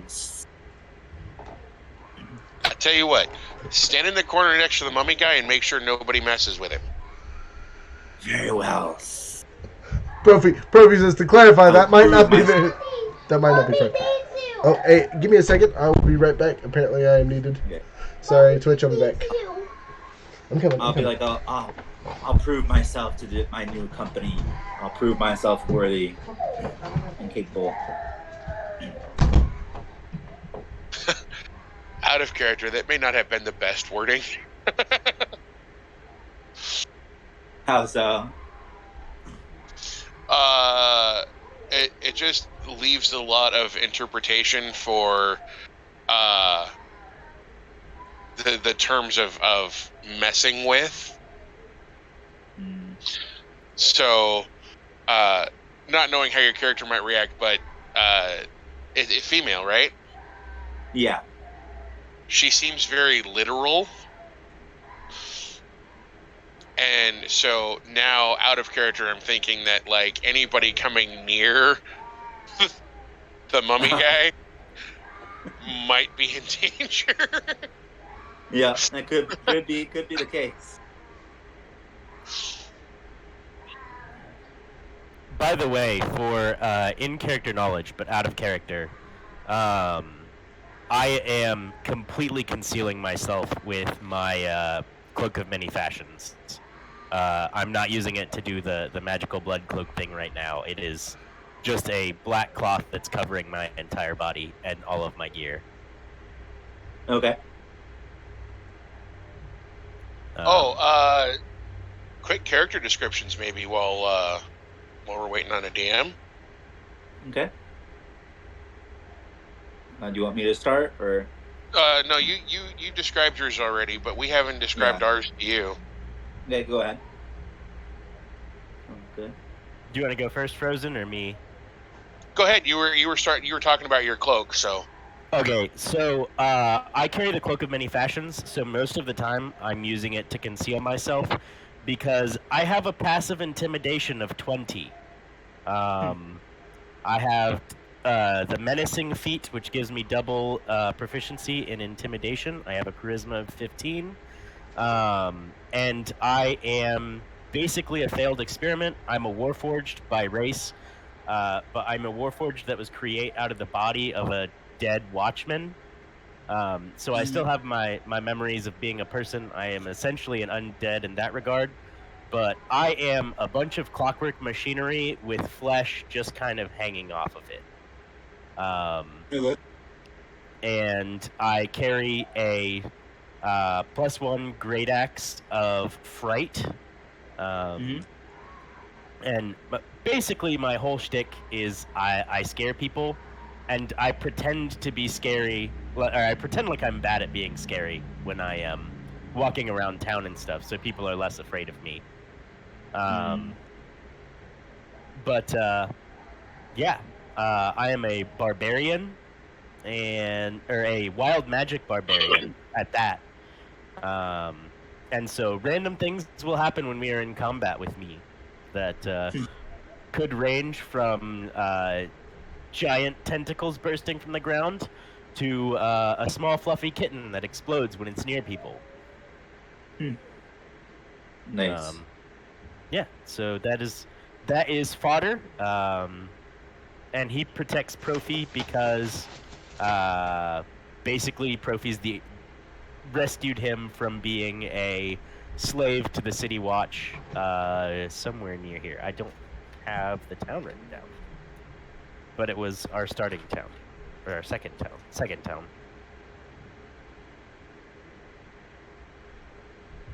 But yeah, that's my character. No gender, 6 foot, 450 pounds. Okay. And my character is Fulgash. He is a half-orc. He stands about 5'10", 260 pounds. He is a former mercenary. And he's a fighter, battle master fighter. I don't know. He does maneuvers and gets superiority die. It's really cool. When I remember to do it. His preferred weapon is a glaive, and he has trained exclusively in the use of glaives. So he's also a polearm master. Okay. He is with Profi because Profi is paying him, and he feels like the cause that Profi is paying him to take part in is worth fighting for Profi. But he's a mercenary at heart, so. Alright, What's your sorry. race? Half-orc. I hath returned, mostly. Yeah. Crisis mostly avoided. Luke's got something going on. He was introducing our characters. Ah, sweet. Good. Thank you for filling the airtime while I was escapade. Alright, back to the videos here. Bam! I forgot we were streaming. You fools! Hopefully you didn't say anything too inappropriate. No, Kyle had introduced his character, and while you were gone, we just figured that technical difficulties and myself would describe and introduce ours. A fantastic idea, and again, I appreciate y'all. Anyway, I apologize for the mishap. Baby having issues, but he's good now. Maybe, hopefully. If you hear screaming in the background, no, it's okay. He's just very upset. As kids are wont to be. It's just angry. I mean, to be fair, he does have reasons. They're good reasons, but doesn't make him any quieter. Excuse me, I'm trying to find those silly dice that I lost because just rolling the 1d20 that I have out currently is it's going really good for you guys, but I have a fear it's going to also go really bad for Profi. I would prefer that Profi doesn't critically fail all night long. But at this I'll be like, I'll kind of go over to the mummy that he told me to guard, and I'll be like standing over him, like very Secret Service kind of style, just kind of like very professional, kind of just staying there with my hand on my weapon, guarding the mummy. Well, you do so. The night passes without relatively too crazy events. But I stabbed myself. That wasn't fun, is what that was. Anyway, you guys make it to the night unimpeded. Go ahead and everyone roll me a d12. Except for you, Snake Boy. Your drink, or Snake Girl, the drinks don't affect you, so you need to roll. Okay. Profi rolled a 9. 9 for me. Okay, so that puts you at a... Go ahead and multiply that drink by d4. So roll d4. 6.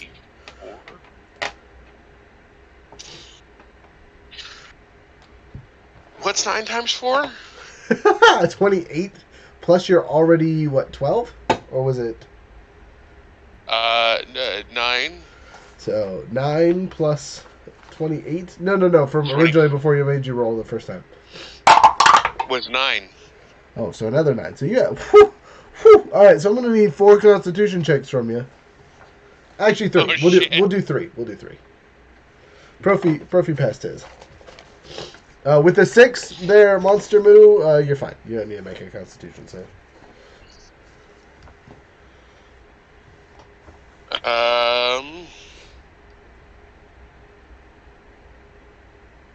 24.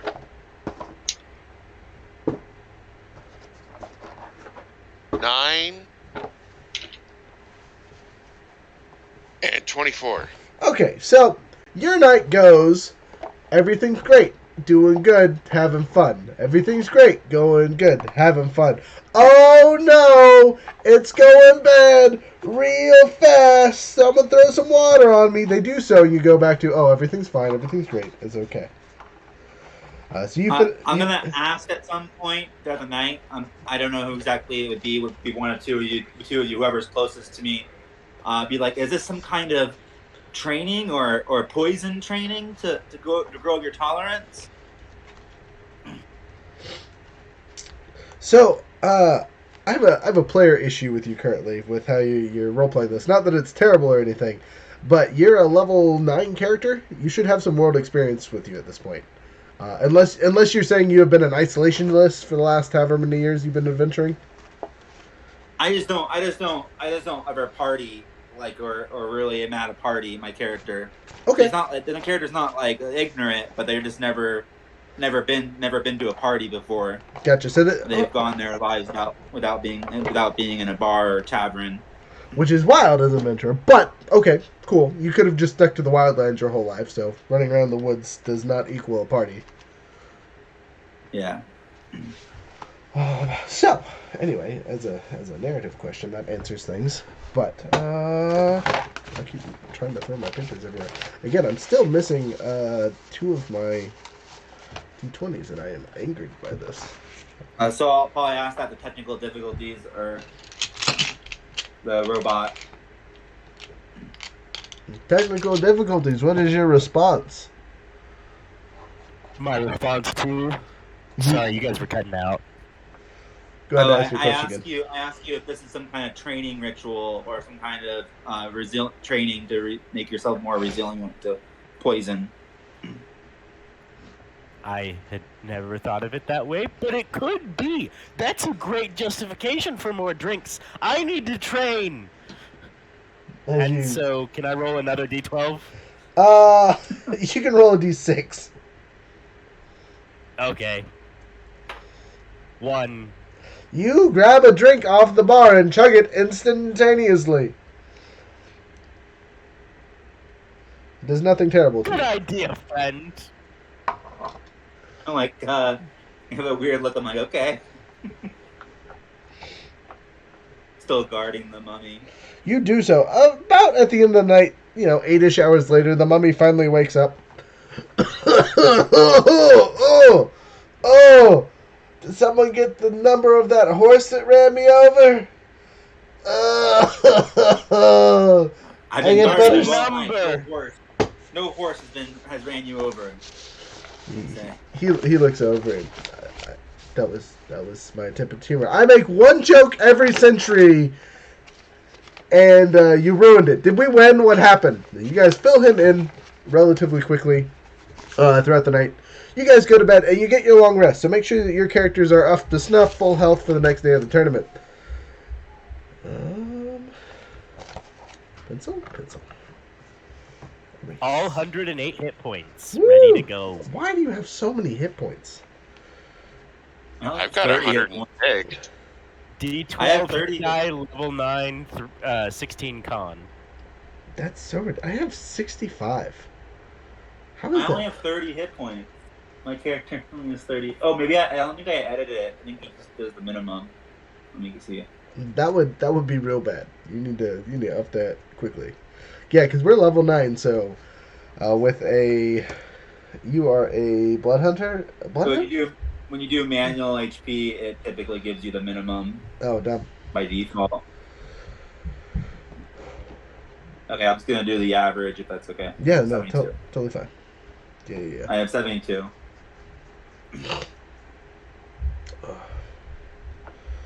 Yeah. Over here. Or 90, 72 plus my starting HP. 90. It's still way more than me. Like, did I not level up my health the last time we leveled up? No, because my character is still level 7. Did we not? Did I forget to level up Profi? Are we level 9s, Frozen? Is that line in the chat? Are we still level 7s? We should be level 9, so. Yeah, that's 100% it. You told me level 9. Yep, nope.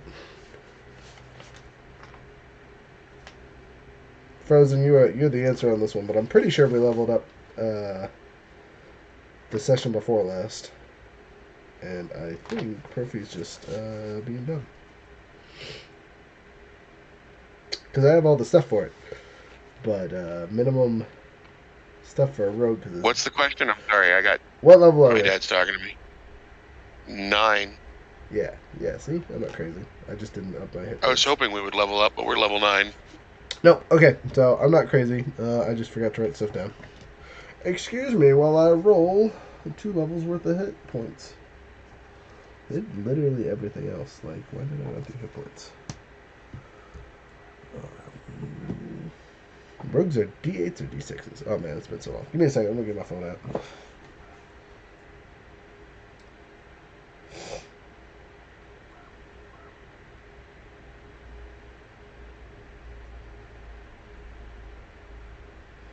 Load faster. Alright. So, since we're level 9s, I'm 5d6 on my sneak attack. Did I write that down? Yes, I did. Okay. Hit points are a d8. So, here we go with our 2d8. Maybe if I can find it. There it is. Alright, 7 and 8. Hey, I'll take that. That's good. So 15 plus my con of 2 times. So 4 plus 15 is 19. 19 plus 65 is... Brain worker. Plus 65 is...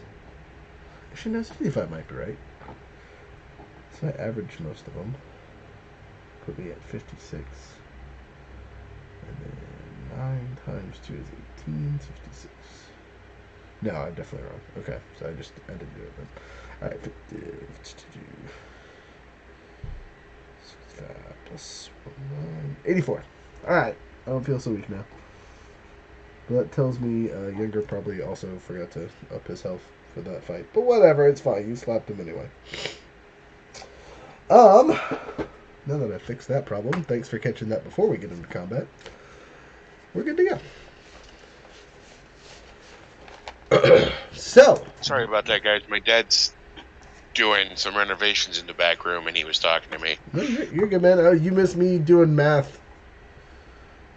So, I'm going to pull up our handy-dandy Killstone tournament list as the next day starts.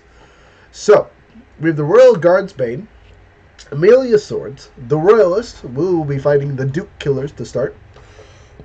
And then Tom was supposed to fight. I think he's still alive, but he was fighting SEO Spears, who, at this point, oh, I grabbed the wrong button here, have forfeited off the bat because they disbanded the night beforehand, so they become a bye. What did you do there? Of course they get the bye. Well, no, Tom is the one that gets the bye. Where'd you go? Text. Before the tournament, I'd like to go and visit that Dwarven Master if I could. You do so. You have enough time to do that.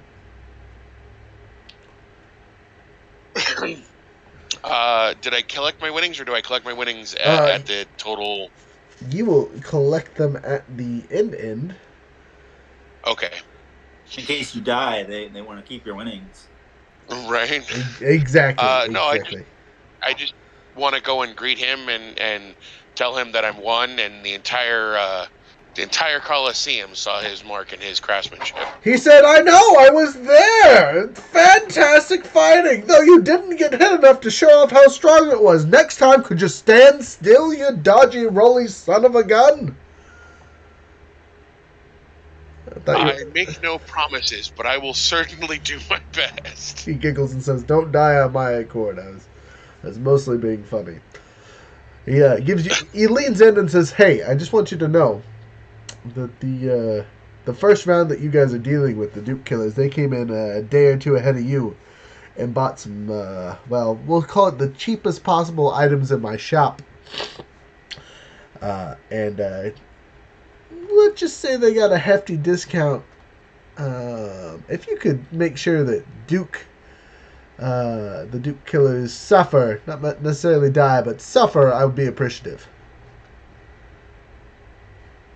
I believe that can be arranged. Good, you take care of it well enough, I might have a little something on the extra underside for you. Consider it done. Good. Glad to hear. Now wear that armor and don't die. If you lose to them, I'm going to be very upset. Not a chance. And I will take my leave. As you do so, Profi was around the corner and pops out and says, "So we're making backdoor deals with random citizens, huh?" Well, he is an excellent craftsman. Okay, sure, but I mean, when you make deals, you generally figure out what you're going to get and not just it'll be something cool.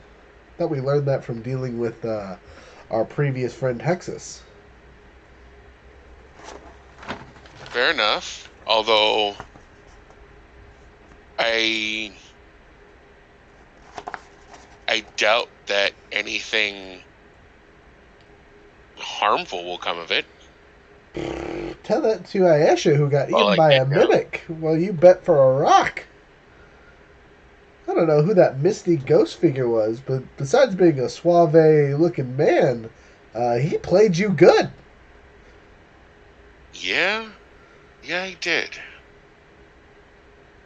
We gotta be on the lookout. There's way more than just the tournament going on here. Sister's been up in that room this entire time. I still don't know which one it is. They've given no hits, and it's getting real annoying.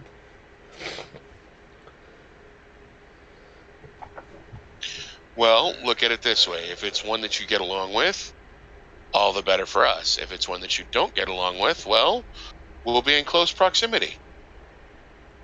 Right. Okay. Fair enough. He looks down, shakes his head. So, Kyle, you probably don't know, because you haven't been around here. I'm going to take off the tournament list for a second and go to our secret spy notes. Have you seen these yet? Have I sent them to you? No, he haven't sent me anything. I haven't sent you anything! Oh, God, give me, like, a minute. Let me put that on the BRB so I can open things up on my screen without revealing company secrets here. Alright, Kyle. I want to go to your profile, not the rest of this. Alright, let's minimize that. There we go. Minimize that. There we go. Go to... Stop it. Go to your name. Message profile. Send message. I sent you the map, right? At least for. Yeah, you sent me that. Yeah. Okay, good. Yeah, you sent me that. I was gonna say if I didn't send you that, I'd feel kind of bad.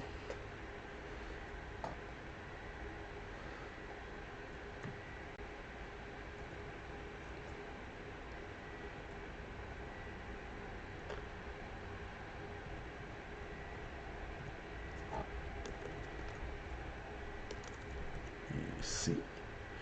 Why is this not popping up? I know it's a thing.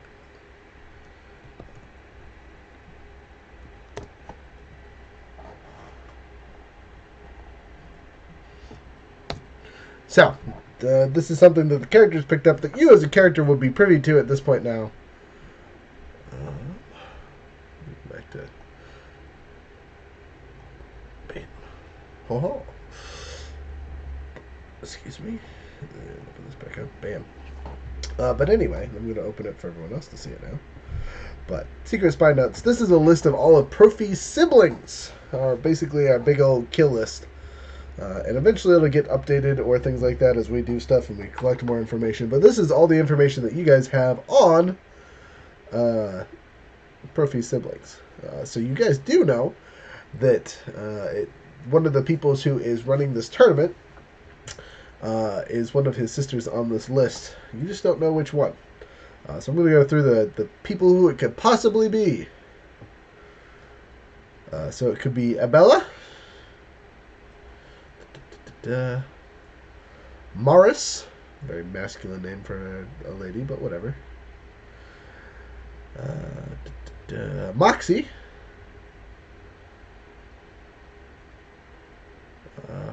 Florida, Glynis.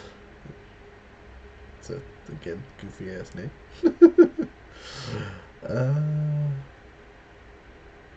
Paper. Very original names on some of these, just saying. And why are we trying to figure out who's running the... Cause for funsies. Mallory. He's gonna...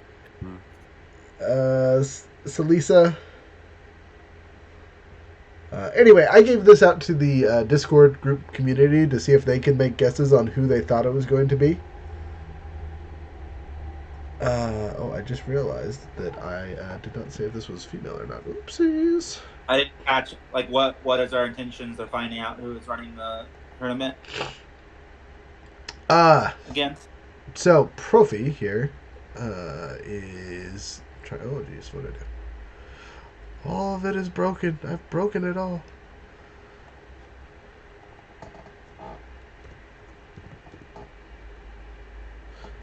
Anyway, it's just a side fun piece that I added into the Discord. People were supposed to take guesses on who they thought it was and all that fun stuff. But in character, are we trying to figure out who it is? Well, in character, you are pretty sure you'll see relatively soon, because... Okay. I think it's Moxie. You think it's Moxie. Okay. We'll note that as your bet. Because Borderlands, Moxie runs everything. I think their days are numbered. Whoever they are. That's not a name. I need a name. Give me a name. Look at the notes and tell me, you fool.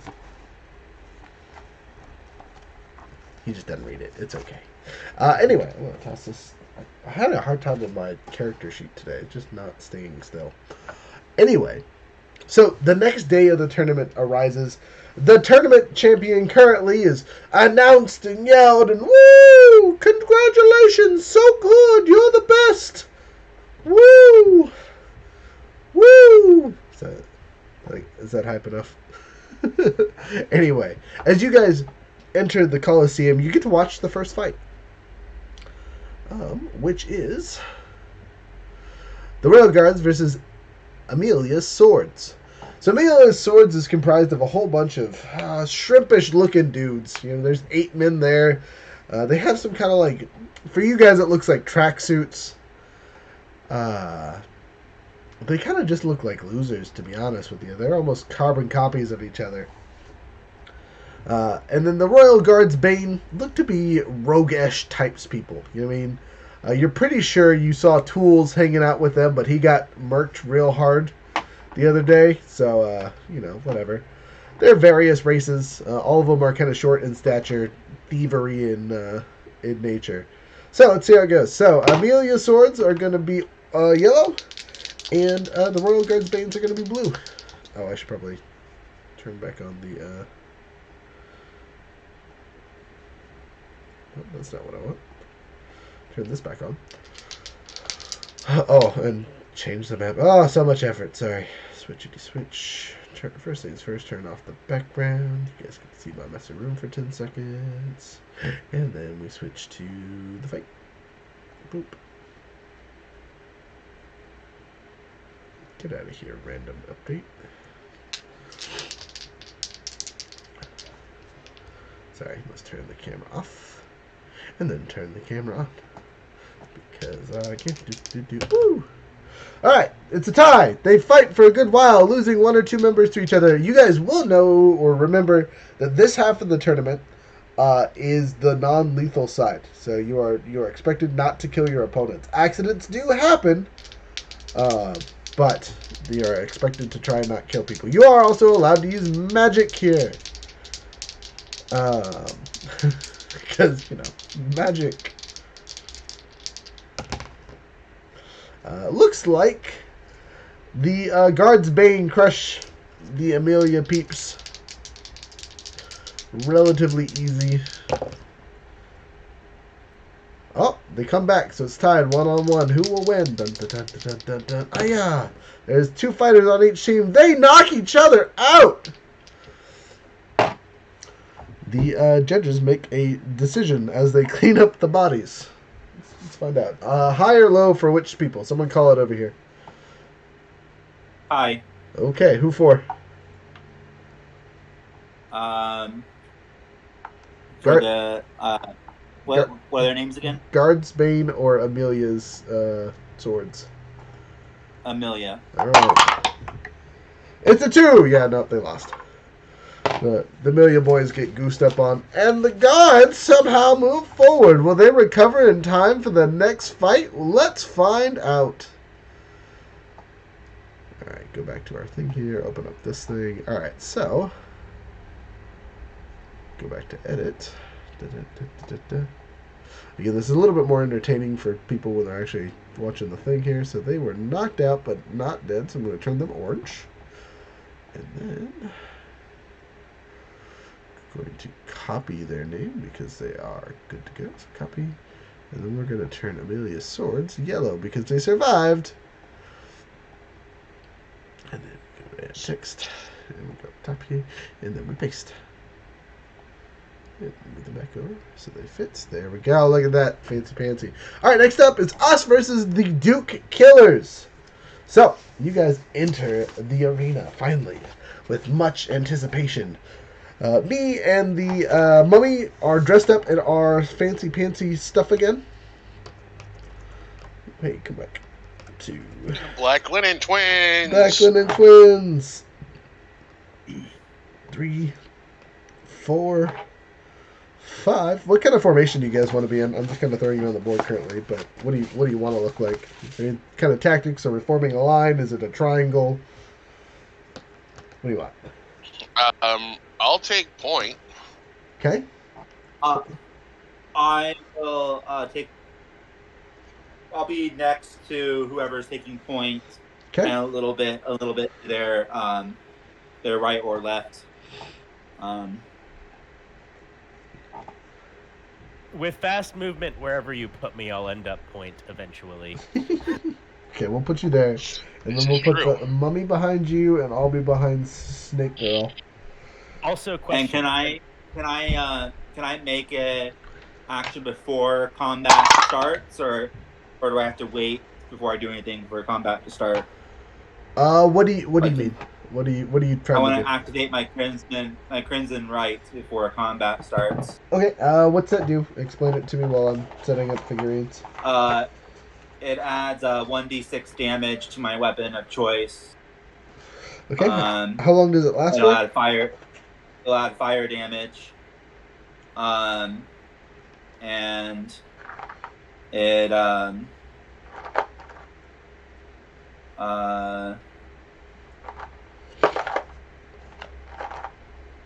I don't know. It doesn't say.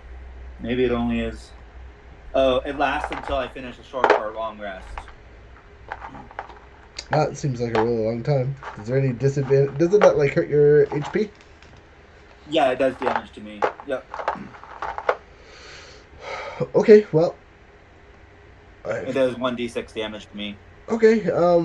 Since it lasts until a short rest and doesn't have a duration, you can basically do it whenever. So sure. Oh.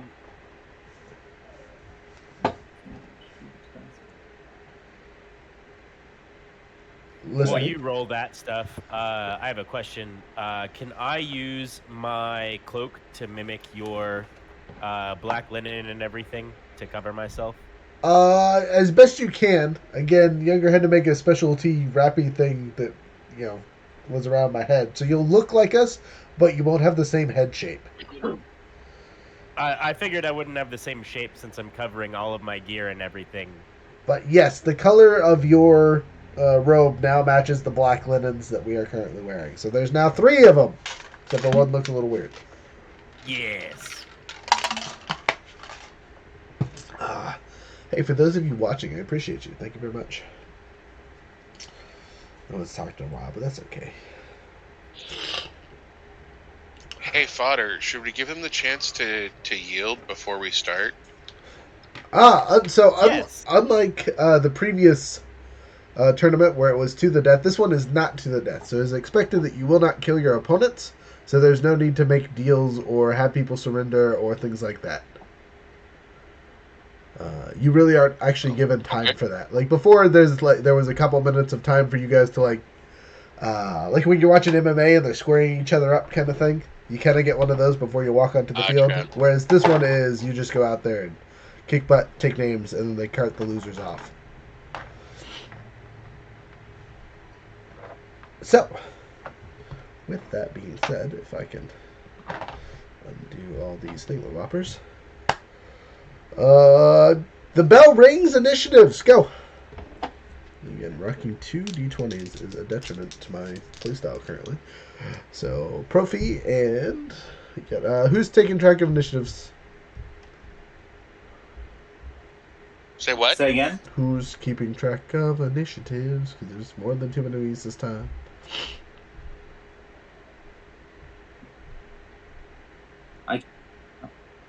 Whoever. You can keep track of it with Avery as well. Yeah, Avery's in another server though, and Mock hasn't been on to put it in this one yet. So my initiative is 15. I can write them down in the Discord. Sure, that's perfect. Okay, Profi's initiative is a whopping. Oh, that's so bad. 8. God, I hate his stats.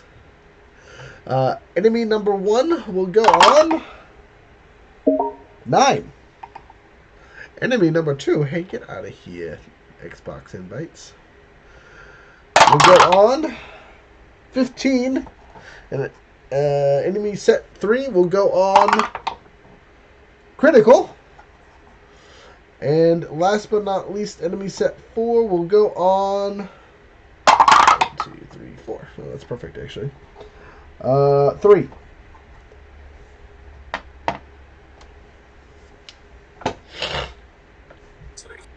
Fulgash goes on 16. And Fodder goes on dirty 20. All right. Ooh.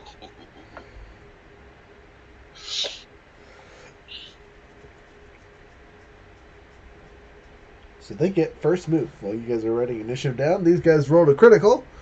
So they will step to the side. 1, 2, 3. 1, 2, 3. And they yeet their would-be javelin things at you. Actually, we're going to say, because they got the pokey things, they're tridents. But they seem to be attached to some kind of thin metal chain.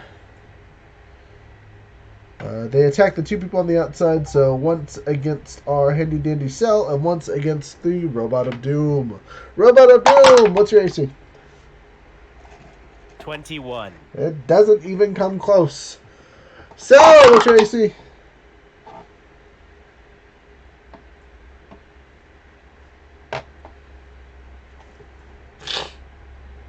Cal.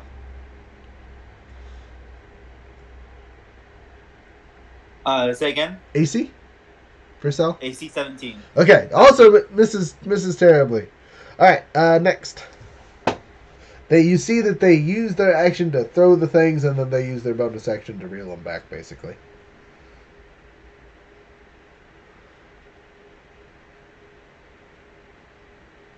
Whose turn is it? Yep. Second person, My turn? second initiative order should be the dirty 20, if I remember correctly. I didn't get everyone's initiative. What'd you get, Frozen, Dad? 16. 16? Okay. And then what'd you get, technical difficulties? I got a dirty 20. Okay, then you're up next. Okay. Dirty 20, man. You got a plethora of targets. You gonna get angry? I'm going to get angry because I was attacked by a Triton, and I'm going to attack the farthest Triton from me. Okay. 1, 2, 3, 4, 5, 6. The farthest Triton from me. He wants to go to the other one. 1, 2. What's your Yes. speed? 3, 4, 5, 6. My speed on the first turn is 60. Oh. There's literally nowhere in this place you can't reach. So do you want to be on the front side, the back side, the side side? Where do you want to be at on this guy?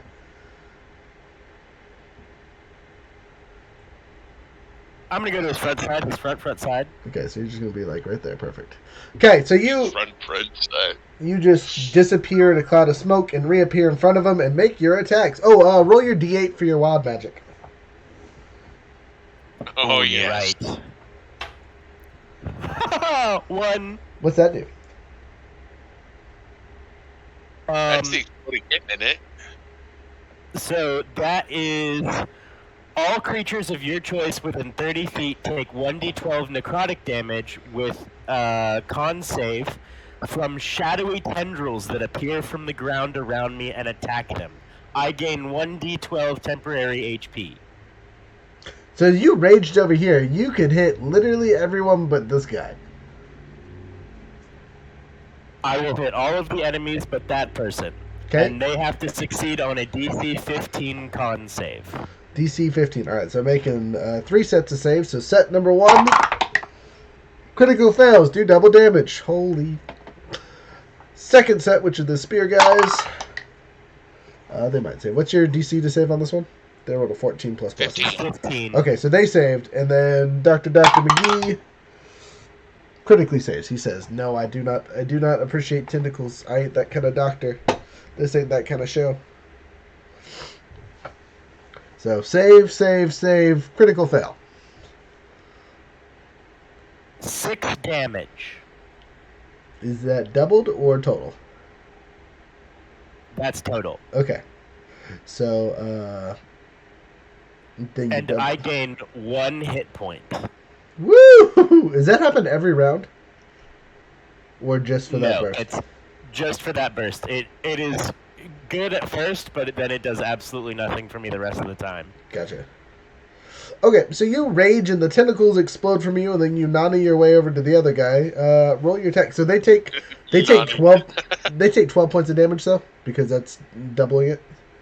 Yes. Okay, that's Yep. a solid schwack to those guys. Roll damage on him Or attack. for attack. Sure, yeah.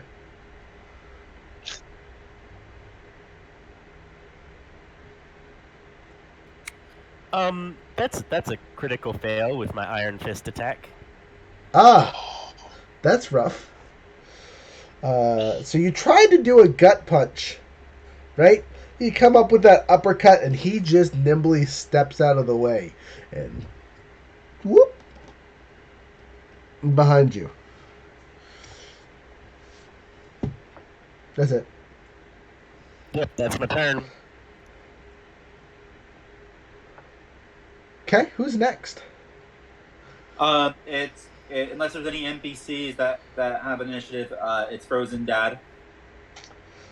So you didn't get any of the NPCs? Oh, fuck. I didn't get any NPCs. No. Okay, I don't know if you posted them something. I did not. I just said them out loud because you said you were recording them. So NPC number 3 is our first in initiative with a natural 20. Okay. I believe Dr. McGee had a 13. I believe this guy over here had a 9. And the frontline guys had a... I'm going to say 11, but I don't think that's right. Okay. Then it's Frozen Dad.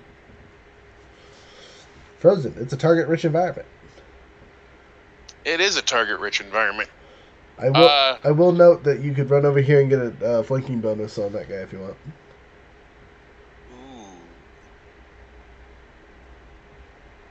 Oh, hey, while he's deciding, Kyle, have I gone over the house rules that we do on the regular with this yet? No. Okay, so flanking gets you a +1 bonus. If you are assisting an ally with something, if your skill is higher than theirs, they get an advantage. If it's lower than theirs, they get a +2. Criticals are rolled as rules, so you just get you double the amount of dice that you have and roll it again. And then you get automatically always some kind of story event to the critical that'll have some narrative/physical effect. So you can't do 4 billion damage, but you can do 20 damage and break someone's shin off. Which I think has been a fun trade for the most part. What else? Critical fails, critical successes on skill checks are a thing in moderation. So basically, if you get one of the two, you're probably going to succeed, especially because I don't really set too many skills over 20. You guys think of anything else that is pretty homebrewy that we use on the regular? Oh, potions! So if and when you have potions, you have... A large potion is consistent of 3 vials worth of things. So if you take a whole action to chug a potion, you basically get the potion's effect times 3. Otherwise, you can take a swig of your potion and burn a vial's worth. And a vial is whatever the standard potion-esque thing is. Some stuff like invisibility potions or things like that require 3 vials to activate. But for the most part, for like healing potions and stuff, you can just swig them mid-combat as a bonus action and get a little health. Or you can take your full action to drink it all. Okay. Hey, we got a follower. Hello, thank you. Appreciate you. Sorry, night. Oh, and a hi. I will say hi back. I don't know who you are, but I appreciate you. Hello. Hello. Thank you for watching us and our foolishness. Right. Okay. Anyway, house rules. I'm trying to think of anything else that we use. Oh, body parts die. We can finish an enemy off or do a cool critical. I'll roll this on the thing so people can see it, and then we'll narrate from there. Does it have any mechanical? Oh, okay, sweet. From Loch Ness. Nice. Appreciate you. It doesn't have any actual mechanical effects generally. Called shots are another one that we use pretty regularly. You can call your shots and they will have bonus effects. Coup de grace are a thing, but they are kind of up to narrative decisions / when it's appropriate. Like, you're not going to coup de grace Big Bad while he's sleeping, but minion number 7 100% can get murked while he's taking a nap. Story effects on criticals. We already talked about that. Oh, we did? Okay. Yep. On both criticals and critical failures. So if you roll 1, bad things happen. As you have seen happen to our enemies tonight. Alright, anyway, I'm going to push forward. And so, yes. I'm actually going to let Fodder deal with that enemy. I don't want to get in between him and his glory. So I'm actually. Do I have enough movement with a 30 to reach this other trident thrower? Yeah, they're both within range. Sweet. I'm gonna go for the other one. Okay, do so.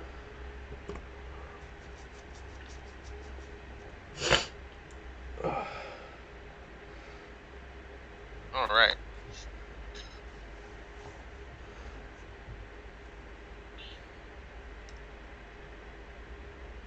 $22.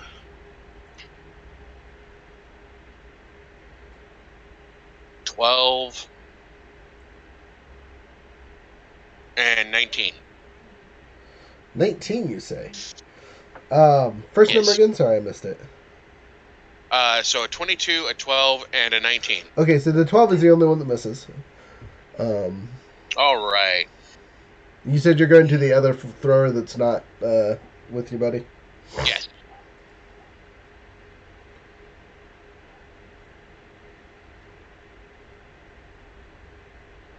Okay, roll your 2 hits.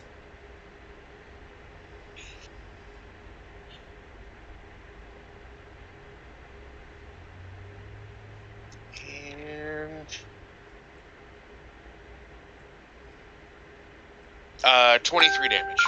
You do 23 points of damage. A solid schwack to the boys. They're alive, mostly.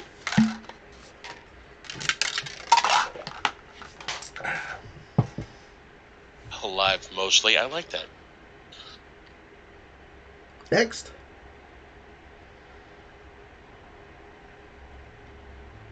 Next in the initiative, Mm-hmm. it is me. Okay. So can you point me out? So It's hard for me to see the Yep, character. I totally understand. You're right there. How far is that one directly in front of me? It's like 20 feet. 5, 10, 15. 15 feet, sorry. Okay. And what's going on in the bottom part of the screen? Down with the big. That's way too bright. Down in the very bottom of the screen. Bottom of the arena, the one farthest away from you. This guy? No, down. More. Yeah. There you go. There. Uh, Who are those people? What is happening down there? that is the robot man who is fighting one of the 2 trident yahoos. Okay. Yeah. Perfect. I will head down there then to flank. So I'll get on the other side. Okay, so you flank. You have a +1 to your attack. Just to attack, not to damage. I'm gonna use lightning lure, not on the guy in front of me, but on the guy that I was directly in front of. That one. Yep. I'm gonna use lightning lure on him. Also, thank you for the follow. As a cantrip. Tristan. So he has to make a DC 16 strength save. A DC 16 strength save. All right, here we go. That's a 10 plus pluses. That's a failure. Go ahead and roll your stuff. Okay. So he's gonna take. Where did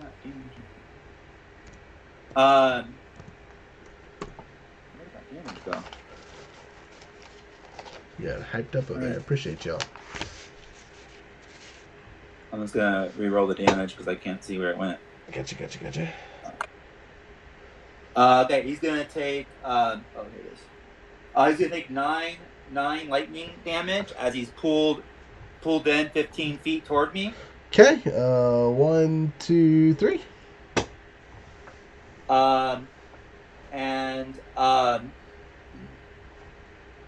Okay, and then I have an ability that gives me lets me, when I use a action to make a cantrip, I can immediately attack with a weapon. So I'm going to attack with my short sword along with that cantrip at the same time. So I'm going to go and use my short sword attack. Hey, thanks for the follow. Appreciate you. How do you say your name? Along with that attack, I'm going to roll a hit with my short sword. And I got 26 to hit. Got him. Solid hit. Okay. And that's going to do total of 12 damage, with 2 of it being fire. Fire. Oh, Oh. because it's 2, I can re-roll it. I have my fire ability lets me re-roll 1s or 2s on my damage die. Sure. I'm Hey, gonna re-roll that fire damage. so heads up for you, just as a DM, yada yada. Again, house rule-y, whatever. When you do damage from a element, it takes over the entire damage modifier or whatever. So if you do 6 piercing and 2 fire damage, it's 8 fire damage. That's fine. Yeah, cool. So then it's 16 total damage, not 12. And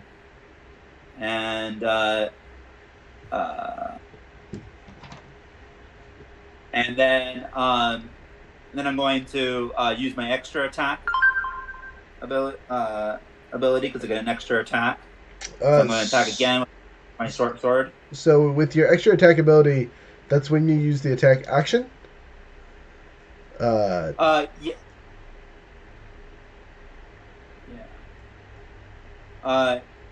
Yeah, I can attack twice instead of once.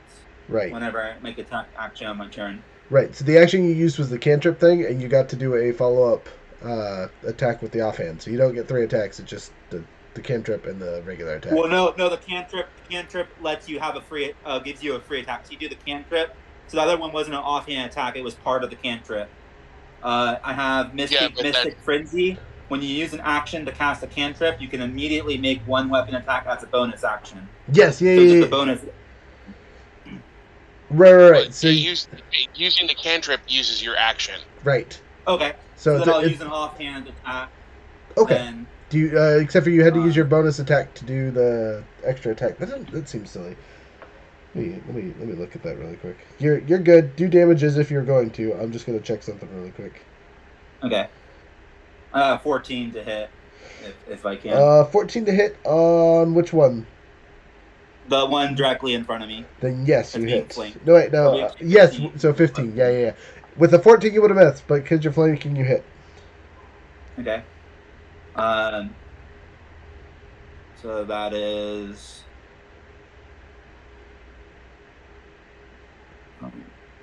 Second. Excuse me. That is a total of 16 more fire damage to the one directly in front of me. Okay, 16. Yeah, he done.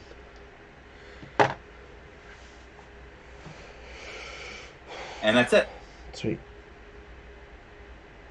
All right, and what was just for clarification? What was that from your power that lets you do all the extra stuff? Yeah. So Mystic Frenzy. When you use an action to cast a cantrip, you can immediately make 1 weapon attack as a bonus action. So it's considered a attack bonus action attack. Gotcha. So is it from the Profane Soul? It's with my Crimson. It's from my Crimson right. Give me a second. I will find it. It's around here somewhere. All right. So this I believe it's activated when my Crimson right is activated, or it's always active. It's not clear, but it's underneath my Crimson. It's listed underneath my Crimson right. Okay. I'm trying to find it.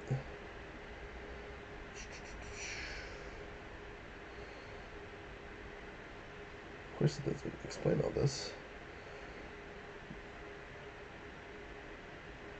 And this is the Ride to the Flames. Before that guy dies, when he hits 0 HP, I want to use a reaction to get him to attack the other guy next to me. All right, roll. I'll roll an attack. He misses terribly. As he did in life, he does so in death. Okay.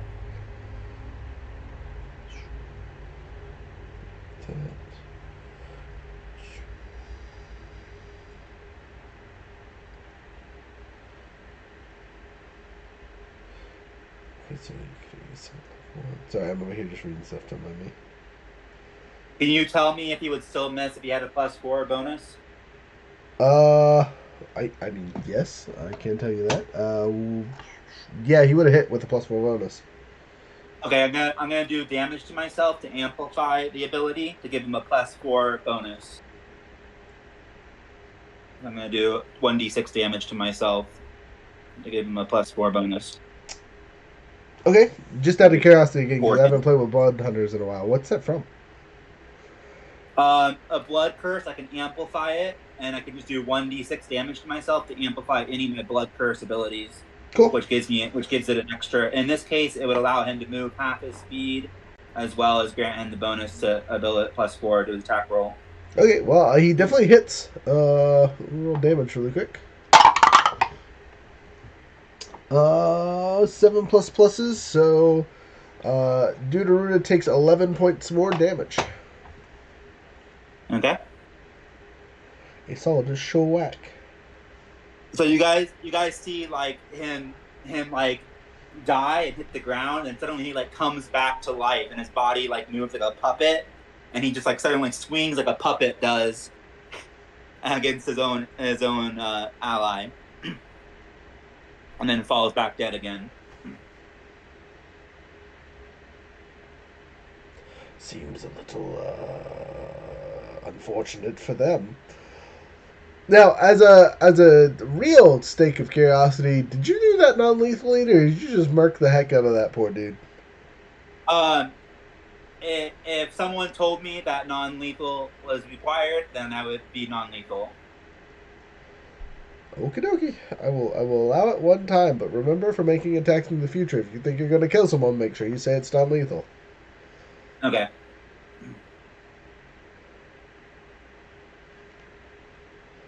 If I'm allowed to make it non-lethal, my damage was fire damage and magical. I don't know if I can make that non-lethal. That's a solid point, because fire elemental damage doesn't really do non-lethal, which is some of the issue with spell casting. There are some spells that you can be like, I kind of tweaked it a little bit so it wouldn't murder them. Fire, on the other hand, is not one of those magics. So no, he dead. Yeah. He's super dead. He crispy. Okay. As you do so, the crowd erupts. Yeah! The judges, on the other hand, do not look very happy. There's a loud announcement. Remember, you're not supposed to kill your opponents. Another death will disqualify you from further actions, they say as you guys are fighting.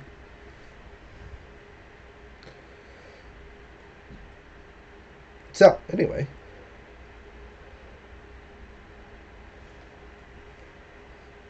So the next on the initiative order after me would be the 11s, which I think you said were the 3 up front. The Okay. one next to me and the 2 others. So, with this Mystic Frenzy, I'm making a read on this one.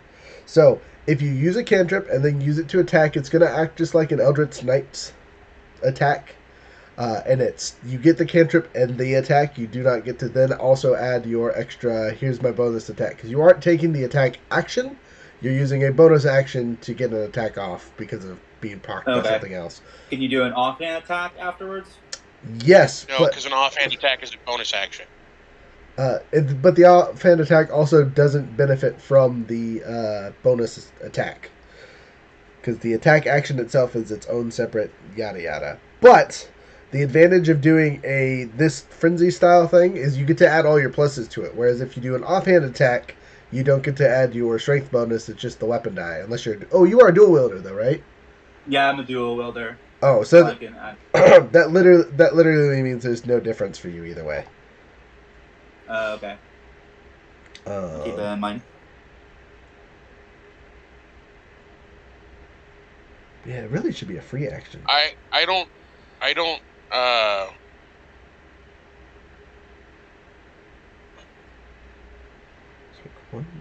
want to sound like I'm trying to cause conflict, but that seemed like an awful lot of actions. It was. But it's okay. Yeah, make sure to don't do that. Okay, that's fine. I think it was just 2 actions that I did that time. So he did the cantrip, pulled the duo over, got the free attack on this guy, did extra damagey stuff to it, killing him using his reaction to make him attack this guy, and then he also used a free action to activate the blood curse thing to hit this guy with the extra +4. Is really all it was. It just seemed like a lot. Yeah. You're reading a lot of things. Yeah. Yeah, it was like it was Blood a hunters bonus, are complicated. two bonus actions and an action, and then I accidentally did that offhand attack when in the future shouldn't be able to do that. And Yeah. then it was a free action to make him puppet thing. Was How did you get 2 bonus Or actions? it was a free action. What? He only got one. It was only one. Yeah, I only got one, but when he was looking at the rule, he told me to go ahead and make an offhand attack. So I made an offhand attack, but that apparently is not allowed. So we could reverse the damage if we want. But I'm not going to worry about it. It's fine. We're going to say it was your first attack for the campaign. It looked extra cool. Cool.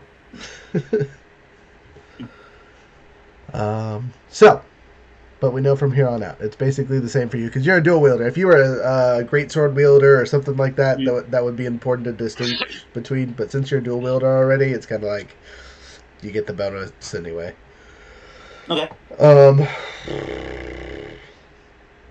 Which means when you level up, you might want to change your fighting style, or whatever, because it might benefit you to have something different than dual wielder.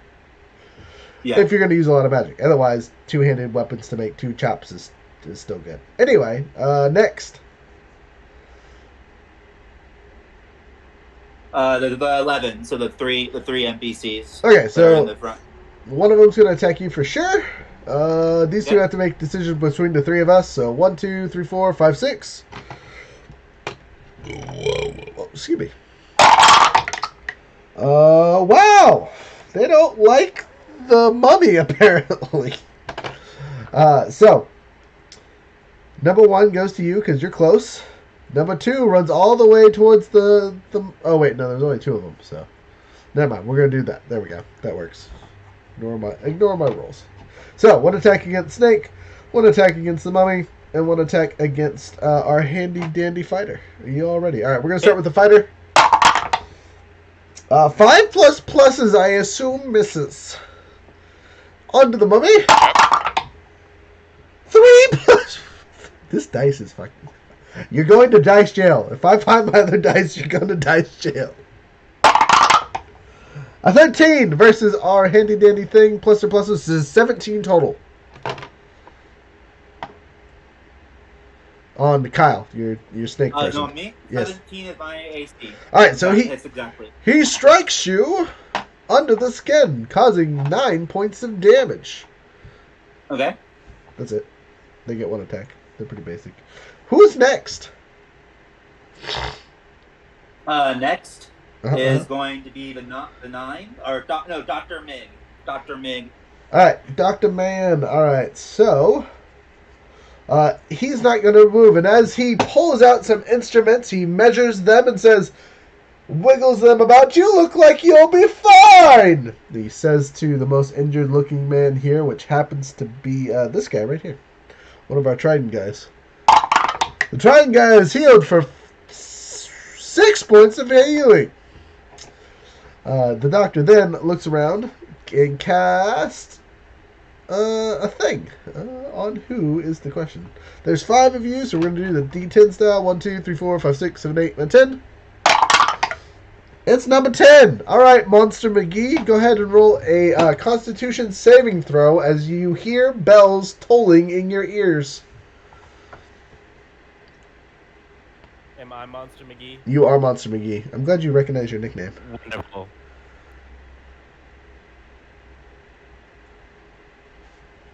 Yeah, well, I'm going to break out this other D20 because I'm tired of rolling below 5. That's a 21. You say I don't care about bells. I already have tinnitus.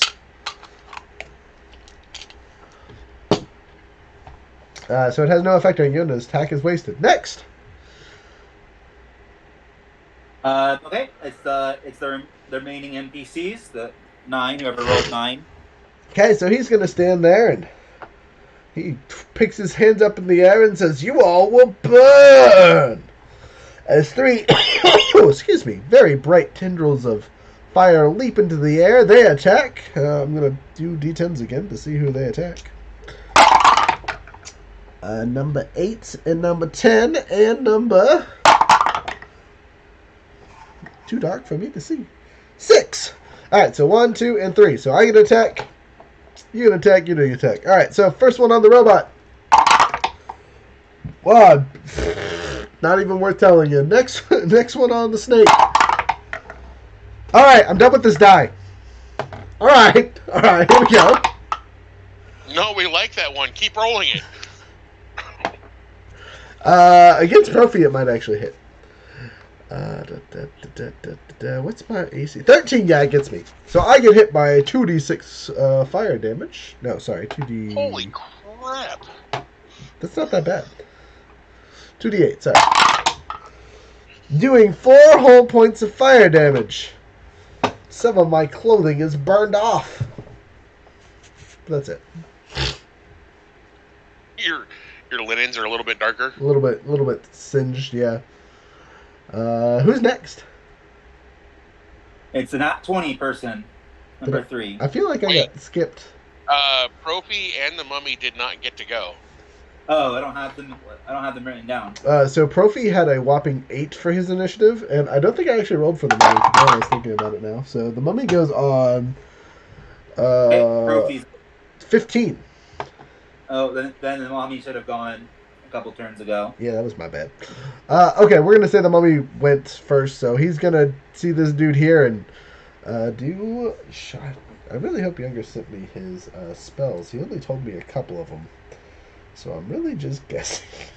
I don't know his cantrips. Or is he not going to make it tonight? He has not answered, and he sent me his stats, so I assume that inquires that no. I'm going to say he has poison spray, and that's what he's going to use. So, dude has to make a con save. Oh, wow, the one time. All right, dude says, no, F you, guy. No effect. His turn's done. Oh, shit. All right, Doodaloo Profi. I'm going to just move over here and say, hello. I had to move, so I can't do my stand still and do stuff. So, no super advantage, but I do get a +1. 18 plus pluses. There we go. New dice. Doing good. 18 plus pluses hits. So activating sneak attack because why not? Actually, well, he hasn't been hit yet, so sneak attack's actually probably going to be necessary. And then, I have the extendo rapier. That's right. D8 plus 3. Smack him up. Smack him up, indeed. Well, the extended rapier lets me poke people at 15 feet. Alright. So, 5 plus that's 10. And that's 20 even. 20 even points of stabby stab damage. Ha. And then, as a secondary attack, same person, my little psionic knife pops out and I stab him with that. That's a 16 plus pluses, still hits. Just does the stabby stab of a D8. No, sorry, D6 for the knife as of now. 6 max damage, 6 plus 2, 8 more points. So he's at 28 to the stab, plus the 12 he took before. He's still up barely.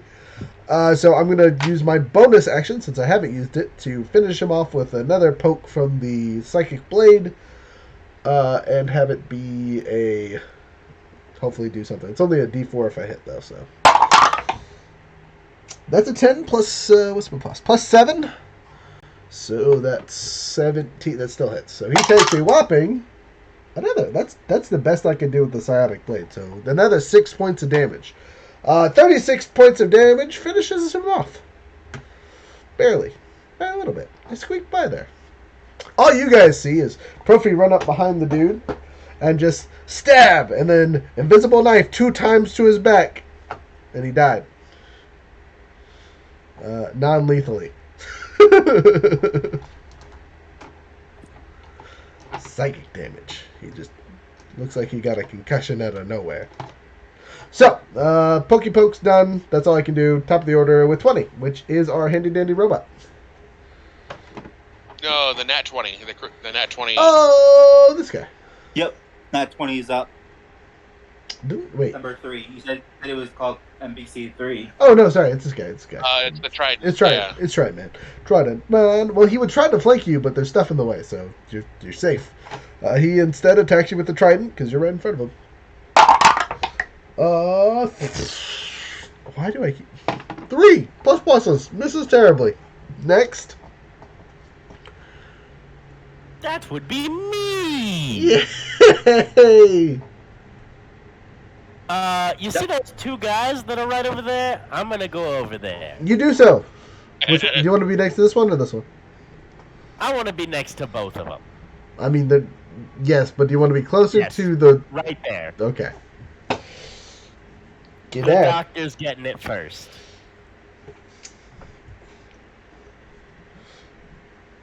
He says, "I wish that's how my prom night would have went."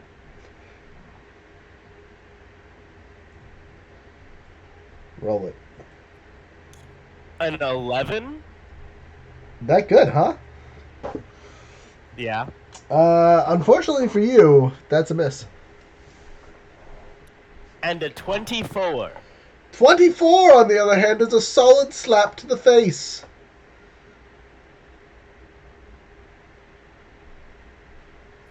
That is a max damage of 8 from my Iron Fist.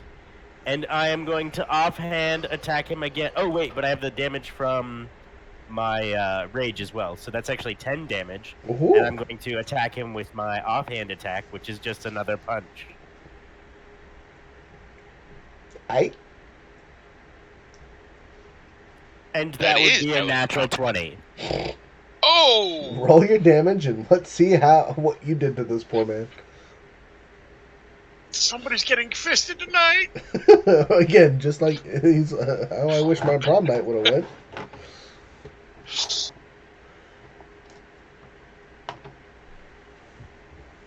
That's 8 damage. And then you double it, right? No.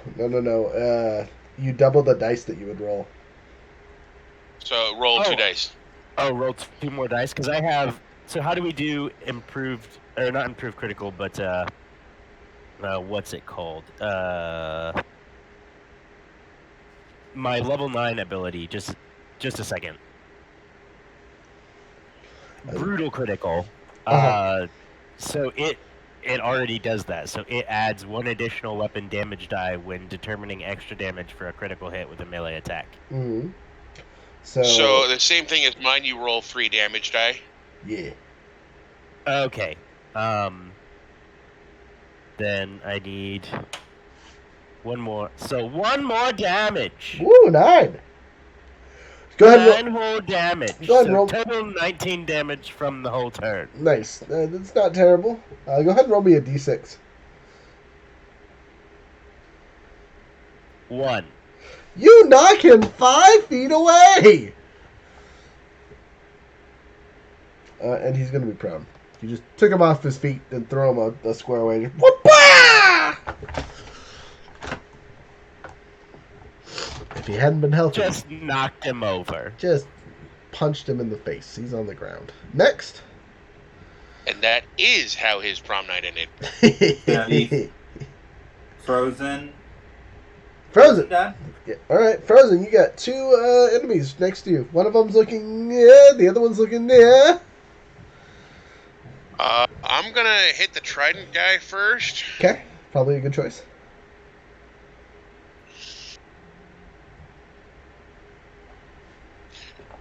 Does a 19 hit? A 19 does hit. All right. I'm gonna see how much damage I can get on him really quick. Oh, excuse me. Sorry. That's 16 damage. You do 16 points of damage, finishing him off. That 6 point of healing was not enough. All right, and then we're gonna hit the other guy. You turn to the other guy, and he's over there like, no, not like this. Is he looking pretty banged up? He is. Okay. So then I'm just gonna do another main hand attack on him. Okay. Oh, that's a nat 20. So you gotta stop rolling those. Look, Man, my dice just left me. I don't know what to tell You you. stop rolling nat 20s, and I'll stop rolling nat 1s. Can we make that deal tonight? I'm gonna have to pass as long as it's not Profi that's rolling the nat ones. Okay, all right. I'll see what I can do about that. Okay, yeah. He's dead, man. I don't even need you to roll. But go ahead and All non-lethal damage. Go All ahead. non-lethal damage. Go ahead and roll your Do I at damage. least break some of his equipment? Yeah. I'm gonna. You know when you said make him suffer? Yes. Roll your damage, but we'll tell you how bad he suffers.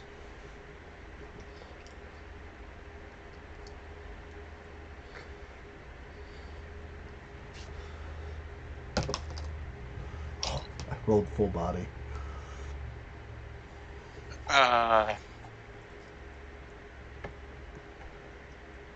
19, 26, and 32. Got him. You going into a coma after this.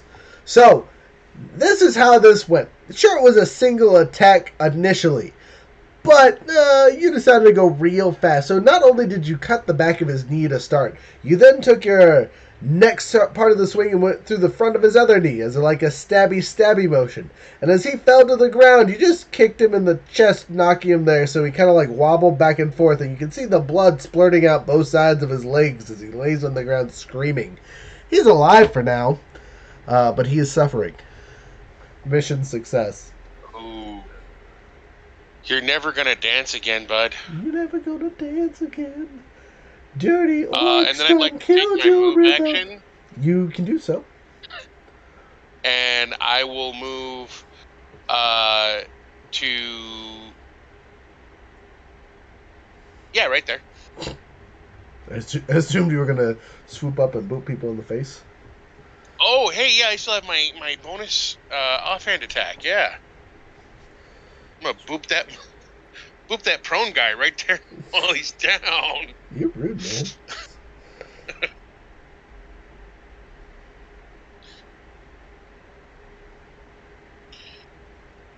18. Does an 18 hit?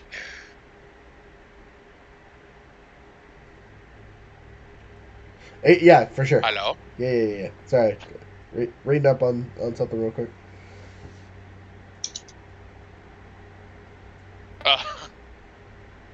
For 12 points of damage. Okay. So, to clarify something for you, Kyle, because I make the whole attack, what's the term? Fire-based, right, when you're doing stuff. When you say, hey, I'm going to do non-lethal damage, you use, like, the pommel of your weapon or whatever, right?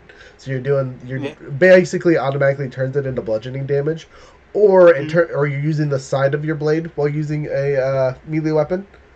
So you're not actually hitting him with the fire part. So basically you're turning the fire off for that attack. I see. That works. That works out. That's perfect. That's fine.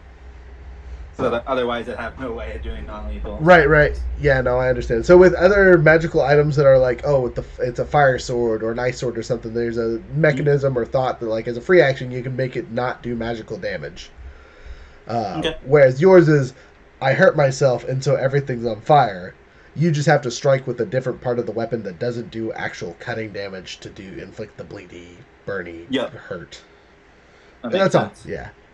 Same concept, just different execution. Next, after Fulgash over here just bapping people in the face for no reason. If Frozen Dad is done, then it's my turn. Okay, you have one enemy next to you. Is the doctor still alive? He's still up. Still awake? Barely. Damn. I didn't. These guys all have okay hit points. And you already the minion people you guys have dealt with. The two good people over here are the ones that are still alive. You're still good. How damaged does the person look like in front of me? Does he look like he could only take one more hit? One or two. You're probably pretty sure. I mean, because you did okay damage to him before, and his friend did okay damage. I'm gonna go full blast the one hit. Okay. My attack. Roll to hit. And I got a 21 to hit. Got him. Roll damage or make your secondary attack. Your choice. I'm gonna roll damage. Oh, I'll do a secondary attack, but I'll roll damage first. Okay. So that one, that one's 14 damage, 14 fire damage. And then I'm gonna roll my second attack. It will be non-lethal. Okay. And it's a nat 1, total of 10. Oof. Okay, so your nat 1 ends your turn. As you do so, you've made a solid connection on the first attack, but the second attack he saw coming from a mile away. And he does one of 6 things. Let's find out what he does to you. Number 3. Okay, so as you swing your sword at him a second time, he ducks and rolls and gets 1, 2, 3 feet of movement away from you. He says, "Not today," and he starts to run away. Okay. And I can't go anymore? I can't take my extra attack? It ends your turn on a critical fail. But no super harm or foul. You did get a good swipe. No worries. All right, next. Perfect. Mars? Isn't Mars up? Yeah, next is going to be the 3 or the 3 NPCs. So the guy who's ran away it's his turn. Wait. Shouldn't it be the mummy? I thought Mummy had a 15. Oh yeah, Mummy has 15. You're right. The Mummy's up. It's all good. He takes a pew pew Eldritch Blast at this Yahoo. He's going to roll both of them on the same target. He's going to cry, and it's 13 plus 7, which is still a solid hit. So that's 2d10 on the same target, plus his extra damage from his invocations, whatever. A 2 and a 4, so 6, plus another 4. Wait, is it 4 or 3? Sorry, I need to look at his character sheet. 4. So 4 plus... He does 10 points of damage, splooting this dude in the face with his force damage. So basically, he runs up, and a wrapping flies out of the mummy's hands, because that's what his cantrips look like. Or that's what I'm saying his cantrips look like. He can correct me later. And just knocks him out cold stop. That's his turn. Comes out of the roll, facing the mummy guy, and he just gets smacked in the face by a wrap. Yep. He's like, getting away, gonna do some damage. Nope, not today, friend. Alright, mummy moved. That's his turn. Okay, now it's 3 NPCs, which is only 1 that's left, it looks like. They're all gone. They're all dead. No, it's Dr. Mig. Alright, Doctor pops up for his thing and looks at the man that booped him in the head and is like, "I don't like you." He grabs you by your armor and hits you with an electric shock. Maybe. Let's see if he actually grabs you. What's your AC? 16. Critical fail. So, as he reaches... That was with the new dice, too. Like, what the hell? Anyway, I can't hit you tonight. It's okay. I'll get you next session. We'll just flip-flop back and forth and we'll be fine. Anyway. Probably. He goes over and tries to... I am the Emperor Palpatine, electrocute you. Unfortunately, when he does so, he grabs your weapon and you just let go. So as he electrocutes the heck out of this thing, it sparks off the end, hitting himself for some damage.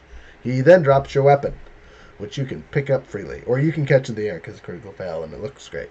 Anyway... Zippity zap, that was Cap. He takes, not super amounts of damage. Oops, sorry, one more. This level. 9 whole points of self-electrocution. He's not wearing any special armor, though, so he does not have disadvantage, and he can still take reactions. But that was his turn. He zoopity zapped and hurt himself. It is going to be the remaining NPCs that rolled a 9. Okay. Whoever rolled a 9. Well, that's this guy. Okay. As he sees his friend getting electrocuted, he says, "Pathetic. You going to scoochity scooch. Scoochity You don't have to talk about yourself that way, man. Scoochity scooch. I hope you like fire, you abomination." And he burning hands, which hits not only his ally, but the two of you as well. So go ahead and make a, I believe it's a dex save for burning hands. I will look up and make sure. Did you guys get his theme yet? Have you figured it out? So when did you send that? Oh, just now. Okay, cool. Oh, there goes my head. Does an 18 work? An 18 will dodge the attack for sure. You will take Does half a 7 damage. get me out of the way? It does not. You will take the full force of this flamethrower. Sorry, I'm trying to find the thing. Where did you go now? Spawns. Opening up. Burning hands. Oh, and he definitely didn't cast it at first level, boys. Okay, so casting it at third level spell slot. 1, 2, 3, 4, 5 D6. So for our handy dandy robot, you're taking half. For our handy dandy fighter, you're taking full. And for the handy dandy medic, oh, he taking it all too. So the end of the flame, owie. Close to the flame, not so owie. 6, 6, 4, 4, basically. So that's 20. He does 20 points of damage. Robot Man, you take 10. Fulgash, you take 20. And he eviscerates his friend. The crowd laughs hysterically as the medic goes down getting murdered by his friend. You hear him yell, "No! That's not what I meant to do! Mick! Mick!"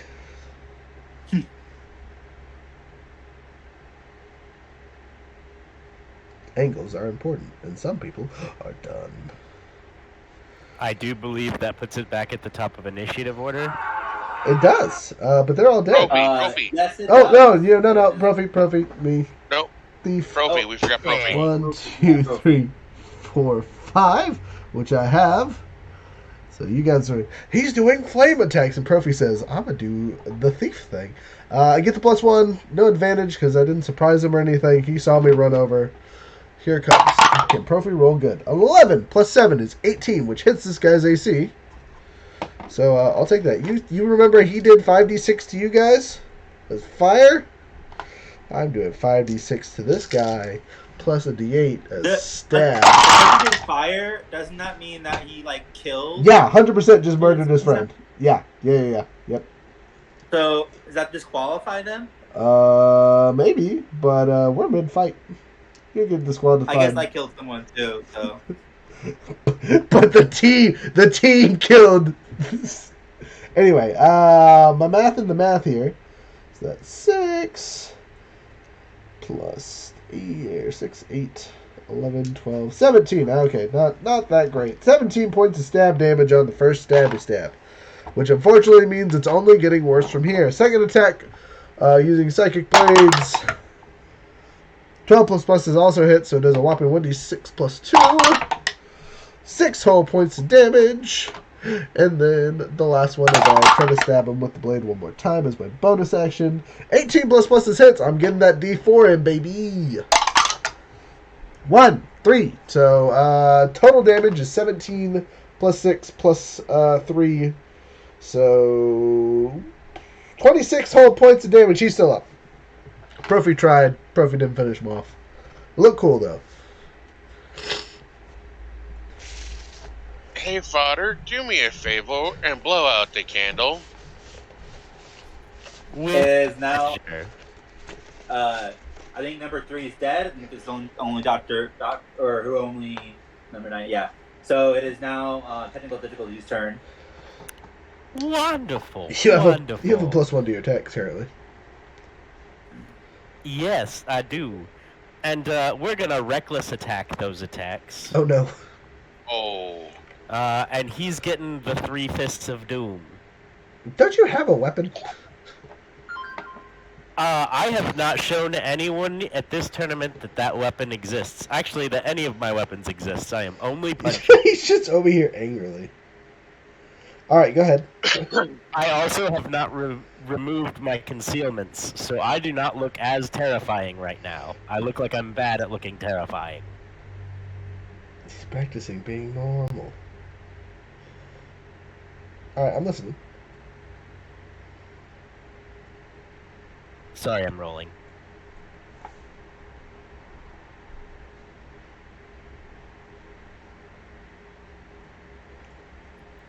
Okay, so that is a 17 an 18, and a 21.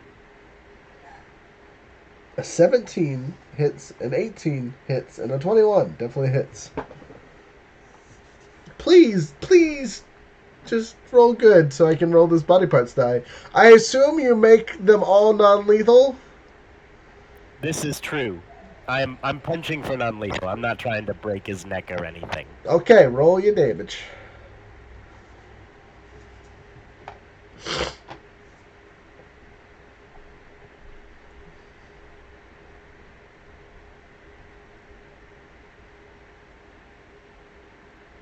That is 28 points of damage, friend. Ooh. Ow. Ow. Right foot! So you grab him by the foot, and your 3 attacks are actually just Hulk smash, just whap, whap, whap. You kind of... God. You hear the whimpering of, alright, I'm done. You release... Jesus, fodder. I said blow the candle out, not destroy it. As the combat and you guys can see me like trying to hold myself back as I try to calm myself back and like take deep breaths. I almost want to like pounce on the dead bodies, and you don't know exactly why, but I almost want to like attack the bodies, or not dead bodies, but the bodies that are unconscious. But I managed to hold myself back. You do so successfully. The rest of us, go ahead and roll your d12 to see how you feel, but keep that to yourself. Oh, because they're hungover? No. So the d12 is what we use to kind of decide, like, emotionally how our characters feel if we don't have, like, a certain, this is how I would feel about that action.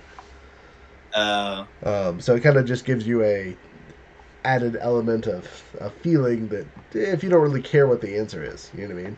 Sometimes we just roll it so you can figure out what you do want. That's probably not so good. So you see him holding back your thing, and you're just over there. Ugh. The heck is wrong with him? Or something along those lines. So, also I said keep it to yourself, you fool. So, wee, off the board. The next bit, you guys won. You guys will get the equivalent of a short rest before your next round, so please make sure to do any healing or resting that you need to do. Our handy dandy warlock is going to take a nappy nap and wake up and be back to being able to cast spells again.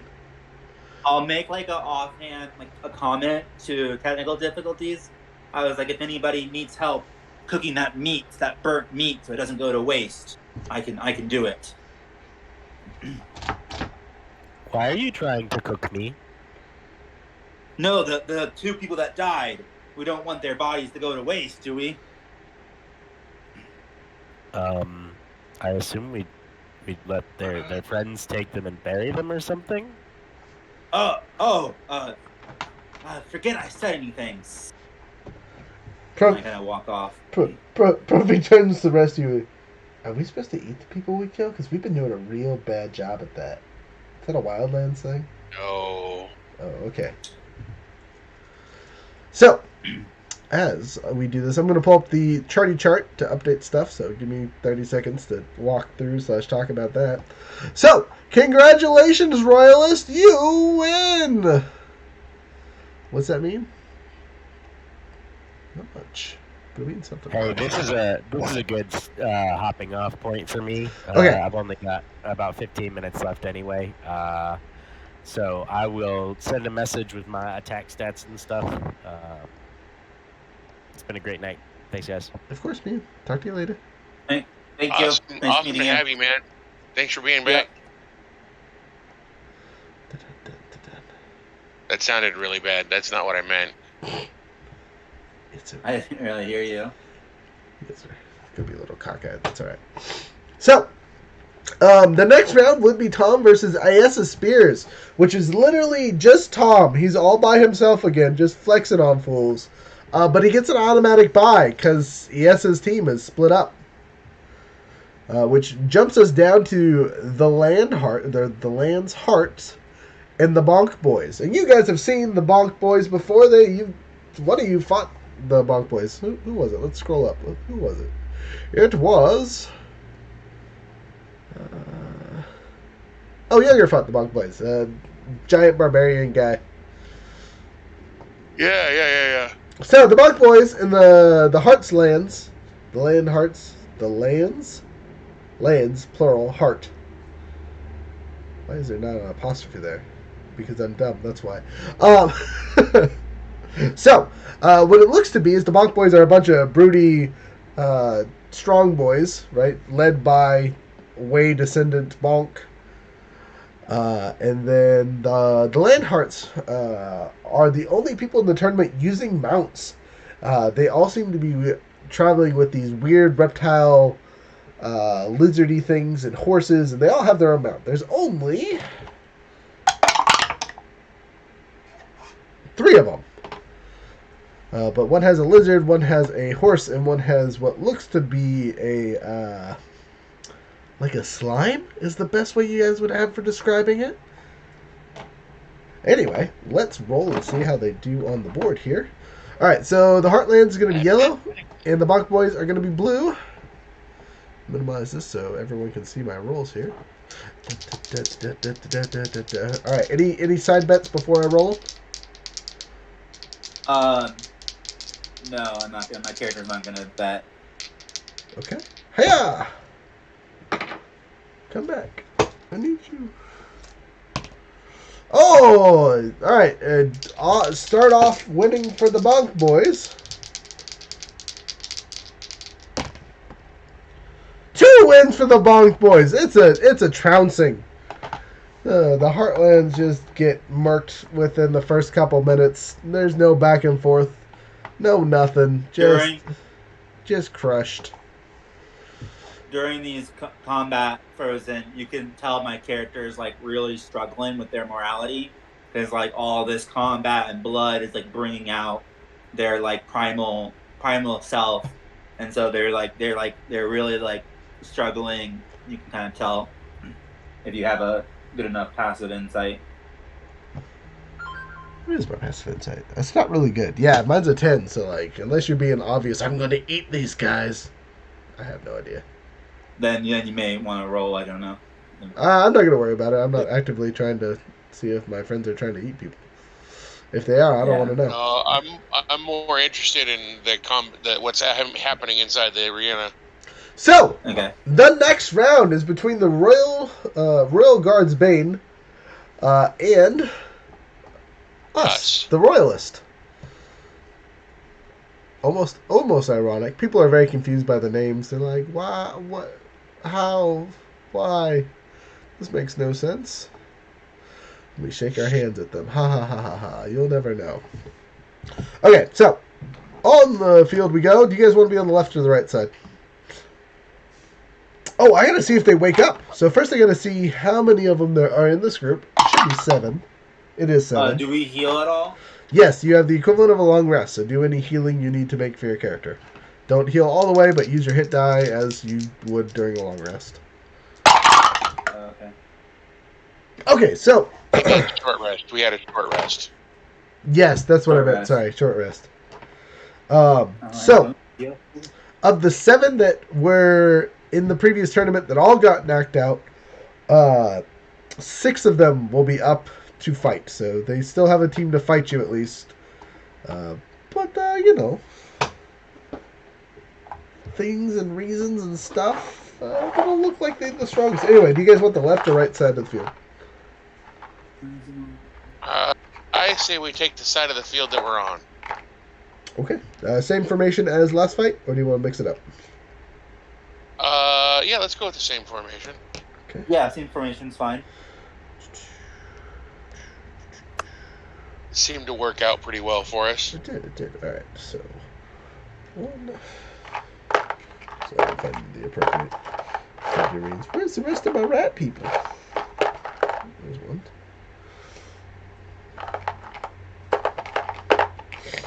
I should have one more, but it might be in a different box. I'll put all these guys away.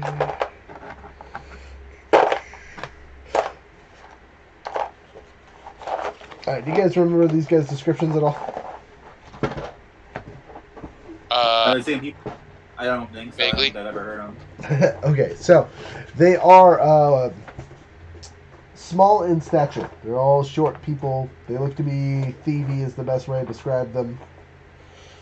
Yes.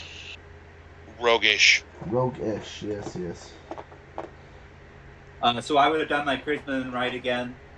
Okay. And before the battle, so I did 6 damage to myself.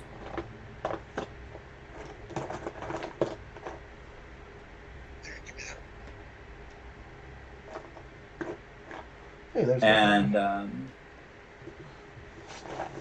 would thunder damage be any less lethal than? Yes. Or, I guess no, it's lightning. Never mind. Thunder damage is considerably less lethal to most things.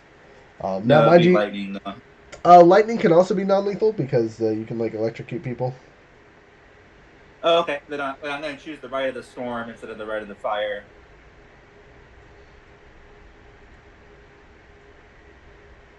Which does lightning damage instead of fire damage. Okay, too easy.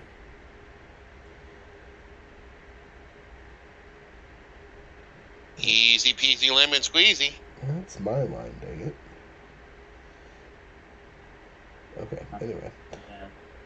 Then when I'm ready for the initiatives whenever. Oh, I need to roll my own initiative. Alright. I got a Alright. You got a what? 19 for my initiative. I'm ready to write them down whenever you are. Okay, so I'm going to start with the enemies and finish with me and the mummy's stat. So, there are 1, 2, 3, 4 enemy groups. So here we go.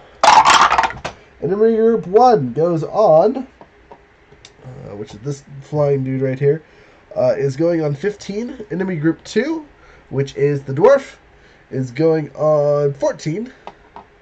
Enemy group 3, which is the short stature monkey looking person, is going on 20 even.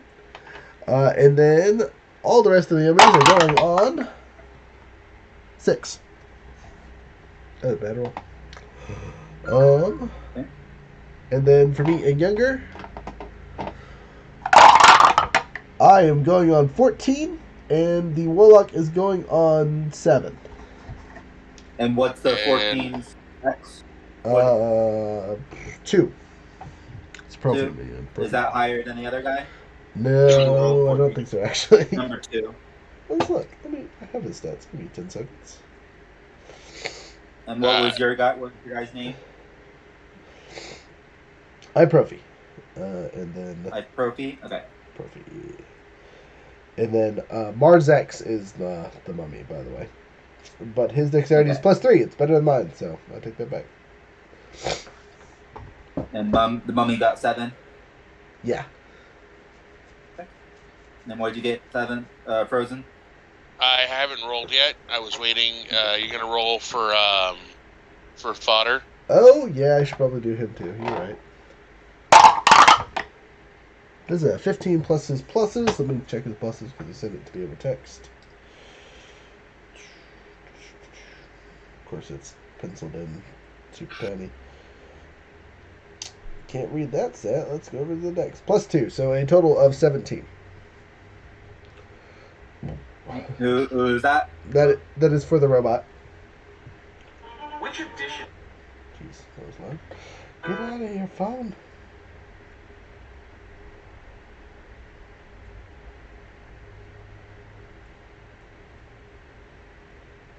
And I will go on 9. 9? Okay. See, I do roll those sometimes. I just have a +10 to hit. Okay. Number 3 goes first. Okay. 1, 2, 3. Okay. So 1, 2, 3, 4, 5, 6, 7.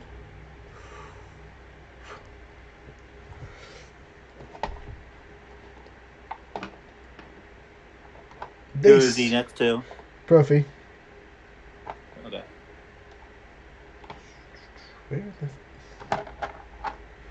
Where's the other thing? Oh, it's still there. There we go. Okay. So, Hiya! Oh, wow. I'll take that. A 2 and a 3 still miss hitting even my terrible AC score. Even with their pluses, they miss terribly. That was his turn. Surprise off the bat attack. Tried to knock me out instantaneously. Did not work. Next. I am up next. And where's my character? You are right here. Can you point me out? Right there. Right there? Okay. So, number 3, I'm going to go around, so I'm flanking number 3. You do so. You now have a +1 to hit. And yes, then I'm going to attack, and then I'm gonna do my extra attack, and then I'm gonna use my offhand attack. Right? Perfect. Yep, that works out great.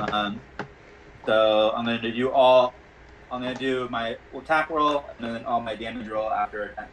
All it's gonna be non-lethal. Okay. Thunder or lightning damage. So I got a 13 to hit. Okay. For the first attack. 13 to hit, misses. Okay. Was that second attack? Even with the +1? It still missed, but... Yes. Okay. Yep, that was with the +1. 17 to hit. Hits. For the second attack. Okay. And I'll go ahead and roll the third attack. And then do damage all at once. The third attack gets a 19. 19 hits. Okay. Then I'm gonna do damage. So okay, hold on, give me 1 second. I gotta roll some of them manually because it doesn't do it for me. I understand. I ran out of drink a while ago. It's real sad. All I get to do is show off my Weifu cup. A giant Weifu cup lands in the stadium. You're all rehydrated. Hashtag. Okay, my first attack that hit did 17 lightning damage. Got him. And my second attack that hit is going to be doing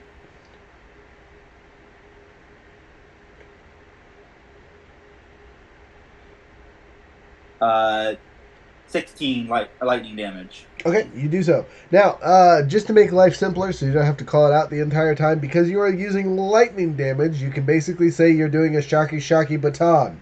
You do not have to call out that it is non-lethal, because you're not necessarily slicing through them. Instead, you're just slapping them with the lightning stick to do the damage. Well, it is a short sword, so I may still have to declare it, because there's still sharpness to the sword, so I still have to use the butt of the sword. Well, can we just generally assume that we're all aiming for non-lethal damage, so Yeah, we don't have to keep calling it out? Well, that's fine, as long as you're not doing, like, fire or something that's obviously not something you can make it non-lethal. Perfect. So I hit him with my short sword, and electricity goes flying out and zaps him, and then I hit him again, and it's like fast 3 hits, but one of them misses as he ducks out of the way or whatever happens, and then two of them lightning strikes.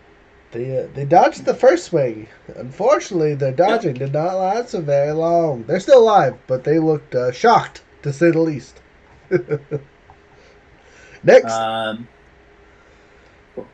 And okay. Cool. The next is going to be the robot. All right. So,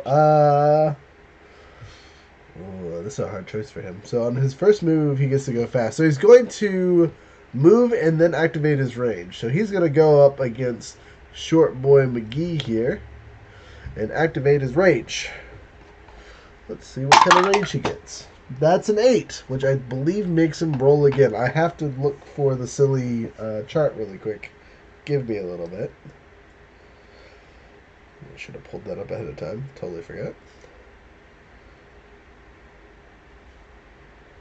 It's okay. Even bad DMs make mistakes. Wow. That hurts my feelings. I said even bad ones. I think you're implying that that's me. I don't like it. No, I meant to imply that you were a good one. Oh, thank you. Appreciate you. Okay, number 8 is a bolt. Oh, a bolt of light shoots from your chest, Another creature of your choice that you can see within 30 feet must succeed on a Constitution saving throw or take 1d6 radiant damage.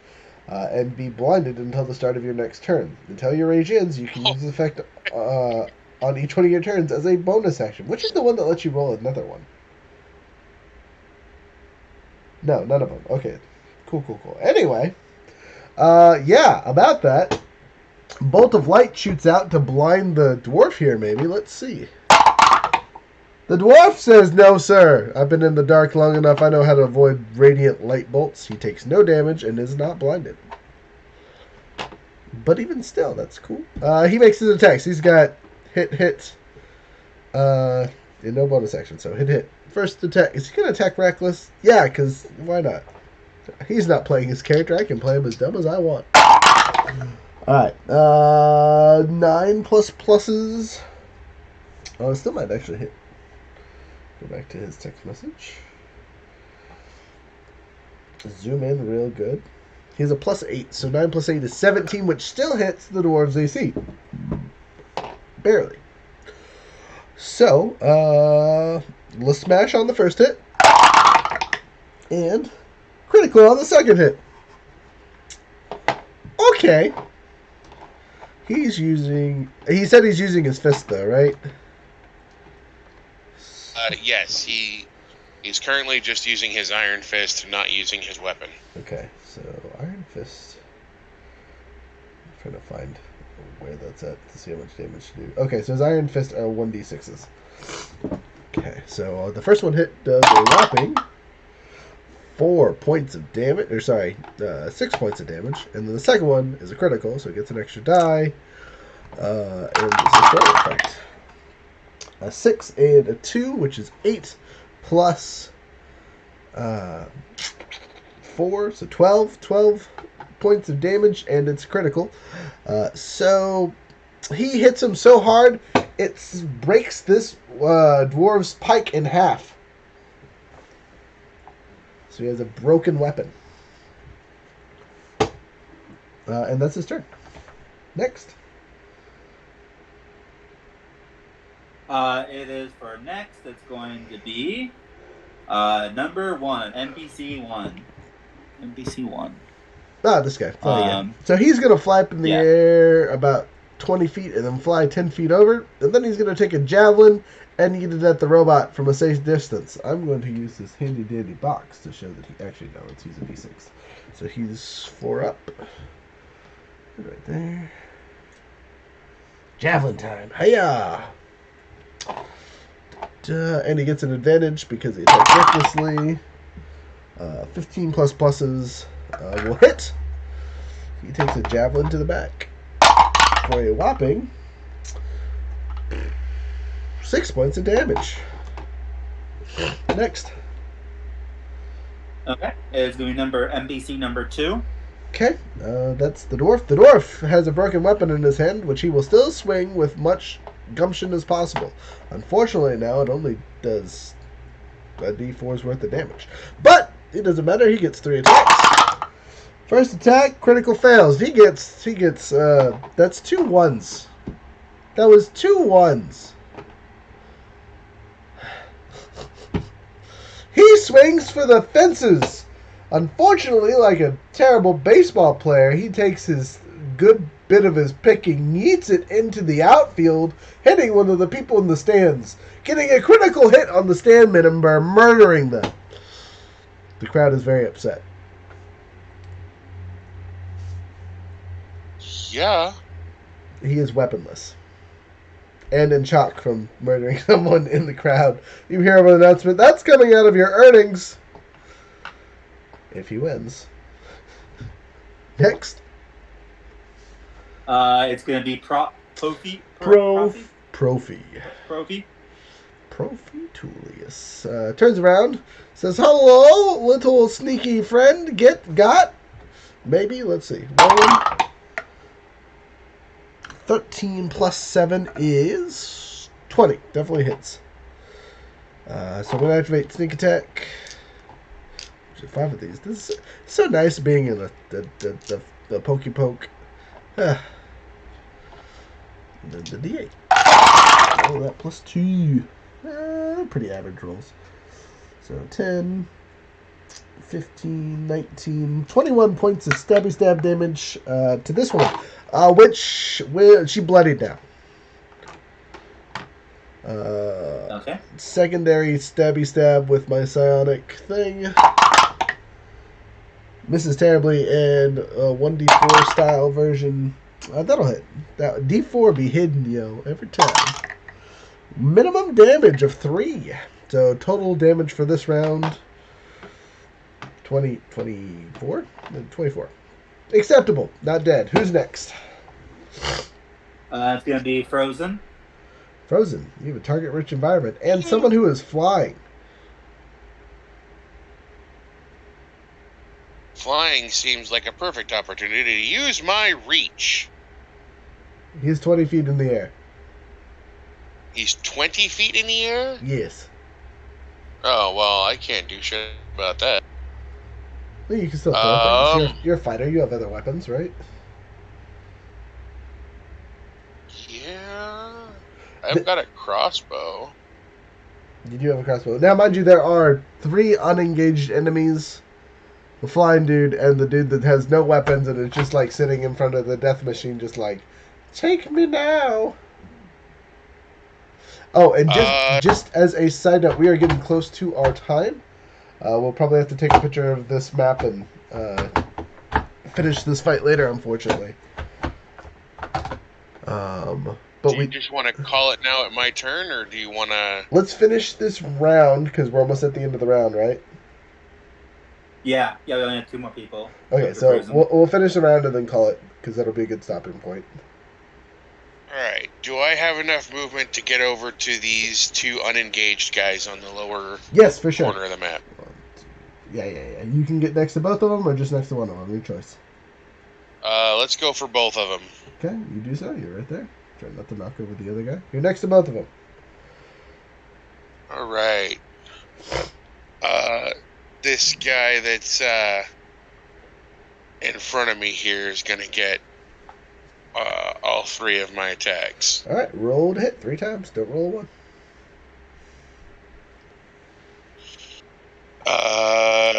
Dirty 20. 14. And a 16. Okay. They all hit? 14 definitely misses. Okay, but the other 2 do? Hit? They were what number? Sorry. Dirty 20 and a 16. Yeah.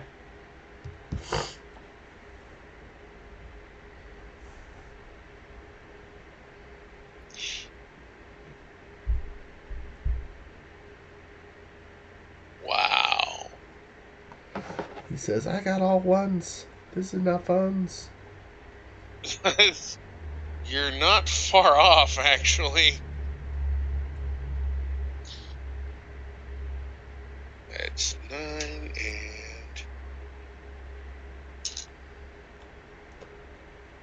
Alright, it's time to activate the party combat. 9 and 13 is 22? 9 and 13? Yes. Yeah.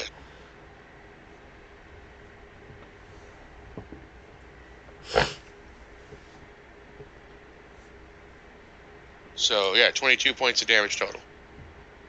Hey, good hit.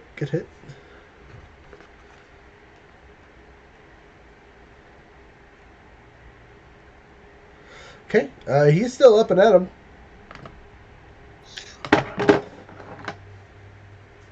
Figures. The mummy's up next. The mummy says, so many choices, but I'm going to shoot the one that's flying because F that guy. So he's going to... Cantrip would be the safest choice. So he just pew-pews. Misses terribly. Like, almost a critical fail terribly, but not quite.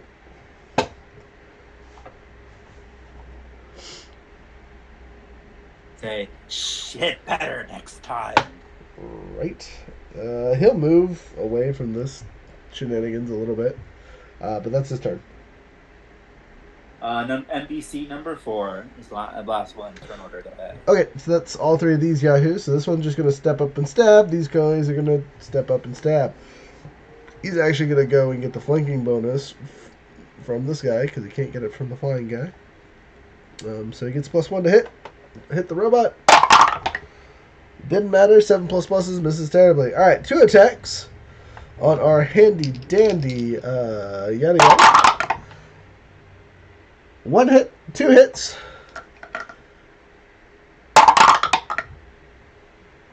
All right, cool. Sorry, ignore the third dice. That was for something else. So you take I 2 choose hits. to disbelieve the illusion. You go ahead and make a con save. Oh no.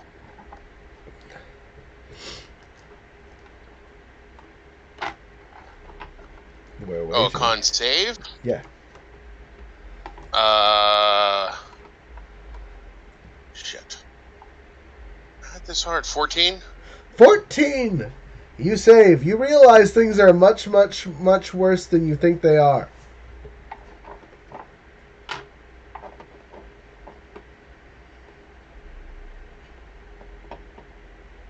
I don't know how you want to take that, but the illusion that you just disconceived is somewhere. Maybe it's an illusion of your own fragility. Maybe it's the illusion that you've been putting up for your own, how much your knees hurt. Who knows? But now you have those words in the back of your head. Next on the... sorry, they both stabbed you. So 14 points of damage between the 2 of them. Oh, that's not bad.